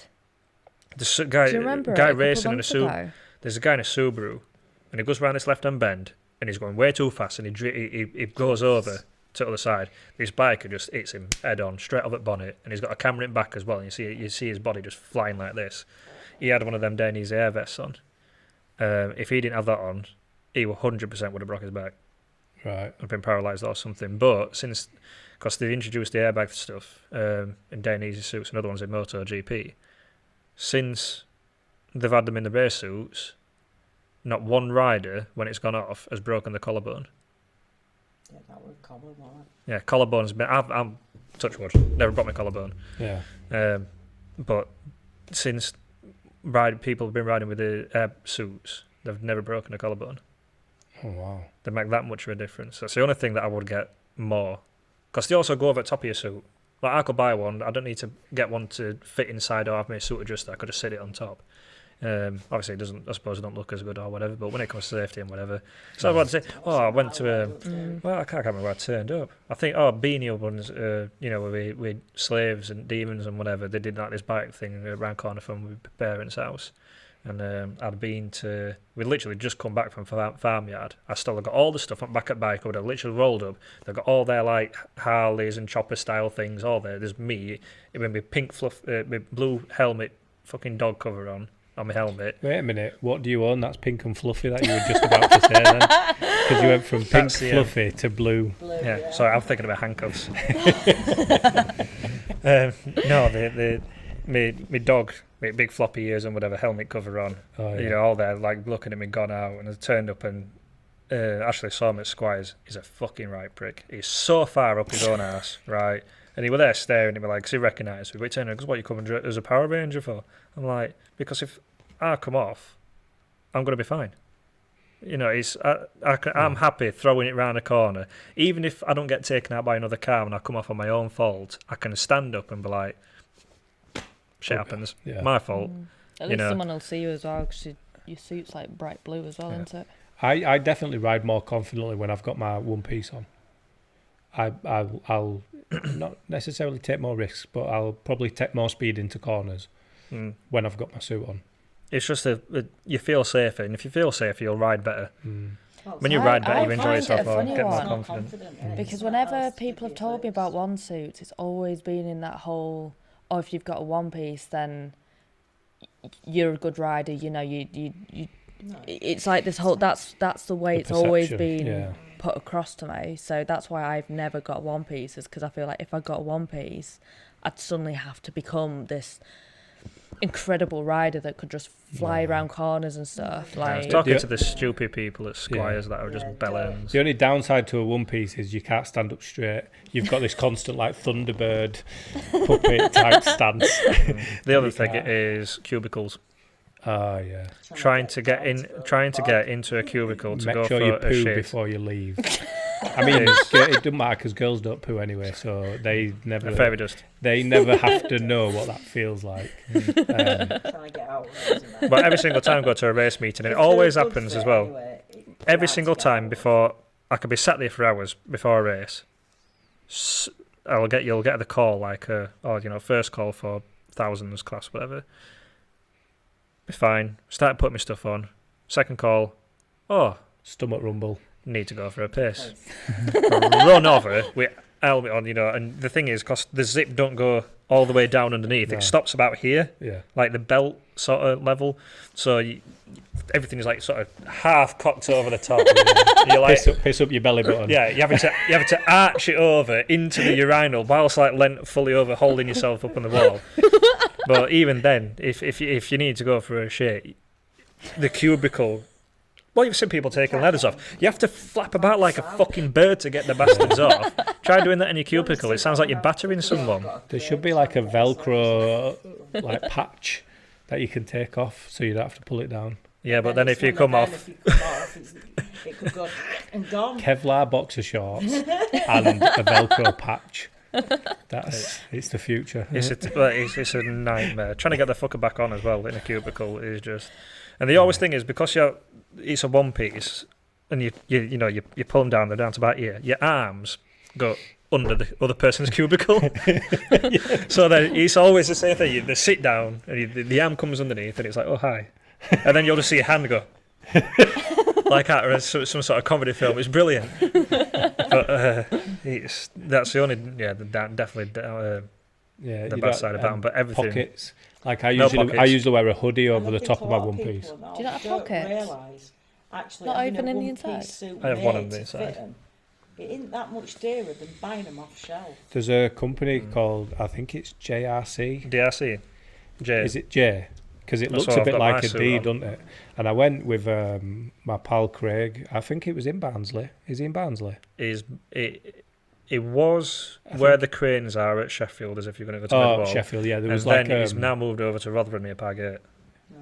so it was like an industrial estate on one side, and then Yep. like you went upstairs to this little office block, and we went in and he That's measured him. Rotherham then. He measured his ankle, his shin under his knee, his calf, above his knee, his thigh, his waist, under his sort of what you'd class as a woman's Chest boob, plate. yeah, and then the top under his armpits, 3 parts of his arm, and he made him this specific suit. So he got to choose the colours, the theme. Right, yeah. He got any patches. You could have a number on the back, or you could choose the if you Well, wanted a anything- flag. anything you wanted. Literally, and you chose how much air vent you wanted, if you wanted full leather, or if you wanted the Gore-Tex. you've got, Perforated yeah, stuff. that material. And I was just like, fucking hell. And it was only, it's a bit more now, I think, but it was £500. And I I just think it's 595, if I remember right. I think It I might be seen a post on 695. Facebook today where it's a bit more. And everybody's got them. And this is it. You turn up at Squires. Yeah, you could Yeah. get, this is another thing, isn't it? It's not like just you that. I say, talked to people like said, people's like he's been getting a lot. I've talked to Jay quite a lot recently because I was about getting into supermoto as well. But like I say, Is his son race supermoto or is it motocross? no supermoto, Supermoto, like, yeah. like pit bikes, and then Jay Yeah, does yeah. supermoto as well. But he made my suit, and what a lot of people don't realise is a lot of people to begin with were like, oh, why is his suit so? They can't be any good. You know, they're so cheap. they're so cheap Yeah, and yeah. whatever. And it's like, yeah, but you can buy a day and easy suit off at Peg, like £1,200. Right, and it's expensive. You know, they're good suits, but if they don't fit you exact, They're no good. they're no good. Because if you think the armour, if it's supposed to sit here on the elbow, like here, then that's a little bit loose. If you go down the floor and it rotates, Yeah, yeah. it's going to do more damage than what you would, Without the armour. but Yeah, without it there. That's why, you know, they're like £600. And If- not everybody's same shape. And Yeah. I'm one of these where I Yeah. prefer my own stuff. Like I buy clothes from not from high street stores like this. Even this T-shirt. Oh, I've just realised I've got matching shorts. It's a girl from Leeds who started her own thing, and I get all sorts from there. I've got hoodies and T-shirts, and I buy all my stuff from places like that because I don't want to turn up somewhere and then other people be wearing the same things. And with leathers, it's the same thing. I'd rather than going and having 7 or 8 people all in the same ones and saying, oh yeah, I know we've paid £700 for these. You go in what you want, your own colours, your own, everything. I'd much prefer to choose my own. It's meant to measure for you. Yeah. I mean, so if you ever think of getting one of those, definitely don't go down the line of buying one from shop. Yeah. Definitely. Yeah. Yeah. I always struggle with. I've always struggled with length of my arms. Mm. For off the peg suits as well, especially when I was younger, because I'll be like 9 stone, 8.5, 9 stone. Well, this is really. ironic. The guy who don't believe we've turned from chimps has got strangely long arms. Yeah, but I won't say chimps. It's more of an orangutan. I think we did come from monkeys, and you're trying to deflect us away from it. Just to, Another plot in there, so else to think about. so if you want a one piece, JRC, Well, And it- DRC. DRC, is it DRC or It's J? DRC. D. It's Dexter 'Cause it- Race Corp. Because it does look like a J, doesn't it? And It's the way it's flicked. The thing bottom, flicks innit, what underneath, makes yeah. it look like so the DRC. So if I keep saying DRC and enough bikers watch this and buy leathers, I might get a pair for free. So Maybe. Rose, I'm Maybe. recommending that you go there and tell him about this podcast and say Phil sent you. So 100% I will. flicked in I there will. already after that. No, right? So we want free leathers. Yeah, I'm the one that knows about it. I got the suits already, but fuck what I think. All right. So basically, we all want But free it's leathers, right, is what and we're a lot of saying. people out there don't realise that you can go get them made for a price cheaper than what they're paying. See, to be Off fair, I pegs. never knew that. I was at the shop at I Squires, and there was thought- a guy looking at him, and I sort of said to him, I'll tell you, I'll look for it. I'll wait outside for it. I'll look for it, and I'll tell you a guy who makes them for 500 quid. And he came out, and I gave him the website because I don't know the guy. I just went with Craig while he got his fitted. So the few people I've seen actually looking at leathers in shops, I've told them about that website so that they at least have that option. Because like you say, if you don't know, But this is it. Like I had no idea. I thought that basically like what you got in the shops was basically it, unless you kind of like knew some inside people type of thing. yeah. But obviously, well, like I was saying, like I Oh, feel you like thought it'd be more extremely expensive? new. Well, You thought yeah. it'd be more expensive. Yeah. That's the top and bottom of it. Yeah. 90% of people would think it would be more expensive. Yeah, things with you can get a day and easy custom suit. Same thing as what Jay does. You know, you made to measure, your own colours, all that sort of stuff. But But because it's day and easy, you're looking about That's- $4,000. paying a name. Yeah. Same It's as a name anything. thing. Yeah. I mean, they are In they the are world, if probably it's- the best. Oh, I would diamond. say. Yeah, I would. A custom made day and easy suit has probably Yeah. got to be the best by far.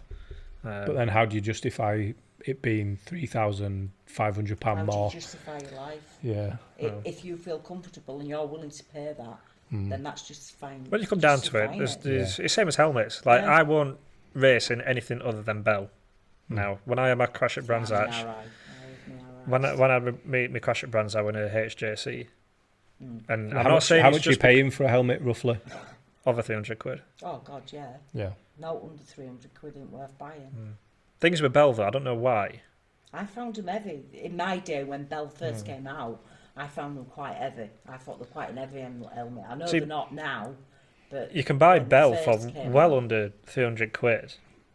And I've always said I'd never buy an helmet that's less than 300 quid. But with Bell, I think it's just because it's not a well sought after brand or But something. now there's that many offers on. You can get RIs now for Yeah. 2.5. My 300 biggest quid. problem is the sizes, though. I feel like a lot of the time, it's probably just because I've got a really little head, but the helmet size does not go small enough for me. So I feel I'm extremely limited as to what helmets I can even buy. I know people are like, oh yeah, but you can go in kids, but But kid size it fits me. I'm extra small on my helmet, and I find Yeah. it quite comfy. Do you know what I mean? Helmets like women's clothing though. Like men's, it's simpler for us, isn't it? 32-inch Yeah. jeans. It's like 32 inches. Yeah. Literally, that's it. Yeah. But women's clothing, depending where you go, they're all different Can fitting. vary. Helmets are the same. The padding and where they put the padding in different brands of yeah. helmets are Well, all this different. is it. Like with the helmet that I've got, You need to go into a shop got and like literally an go air down thing in. outright and everything and just Yeah. shove it Try in. 'em out. Just try every single one on until you find the one that fits most. Yeah. You've got a what in it? it's like an air thing. So it's like the- Scorpion thing. yeah. So all So the you- all the padding in it, like I can blow up the padding so it squeezes onto my head. When you say blow up, is like a straw that you physically No, have to blow it's into? a button. It's a button underneath the chin. Can you remember like the it's here. stupid Nike Yeah, air yeah, pump thing? yeah. Same thing. It's like that. Oh, Just wow. go like That's a that. good Yeah. idea. Oh, Because I tried a few on when I went for mine. I knew I wanted it to be orange because I'd already found my bike, and I think I paid £330 for mine. And I was the same. Like I want to get a good one just in case. But then it sort of does that always mean that you've got the best one? Like I've not really invested much in helmets in the past. So I asked a few people, and I only bought the Shark one because I liked the way it looked. Yeah. That was literally the only reason I got it. But then I've looked into customizing, but apparently the paint, yeah, if you it degrade it degrades can the make it integrity, so start it's less to less Yeah, secure. I wouldn't give it to somebody to where that does it in the Yeah, Yeah. garage or something like that. I got it somebody proper. yeah. for I just want painting an my Ayrton helmets. Senna I know. replica. I'm saying that I want to paint my own helmet, but I'm painting my own helmet. Until Yeah. I know what I'm doing, I wouldn't. I'd like to do it in my spare time as like a bit of side money or something like that. But I wouldn't be doing it until I'm like fully confident that I know. Use it right I would. now I don't think I'd be able to against deal with myself that if I did somebody's helmet and then they crashed it and And it it split up and then split anyone away. and they found out it was because I removed too much of the undercoating or something like that. I'd be livid. You won't live with something, No. you won't. This is a perfect time to go for a piss. Yeah. Well, I think we've been 2.5 hours now, so I think it would be good to sort of say thank you for coming on. It's the first one we've done in my new studio, So I appreciate you being here. I don't know what it looks like until we edit it. We might all be sat in dark when we when we look come at back the and do it cameras. again. Yeah, we'll just move his mouths and we'll just add the audio to it. So we'll just Yeah. sit here and But next time, pretend. actually, you say, come on a bike. yeah, Or you'll just get an editor that can turn it into a cartoon like they do with Carl Pilkington and stuff. yeah, that's a So good shout. That Put is a the good rights shout. to the world. Yeah, we Yeah. didn't. It wasn't as bikey as I thought it was going to be, but I feel like we covered a lot. We anyway. covered a lot of topics. Yeah. A lot of yeah, topics. I appreciate you coming on.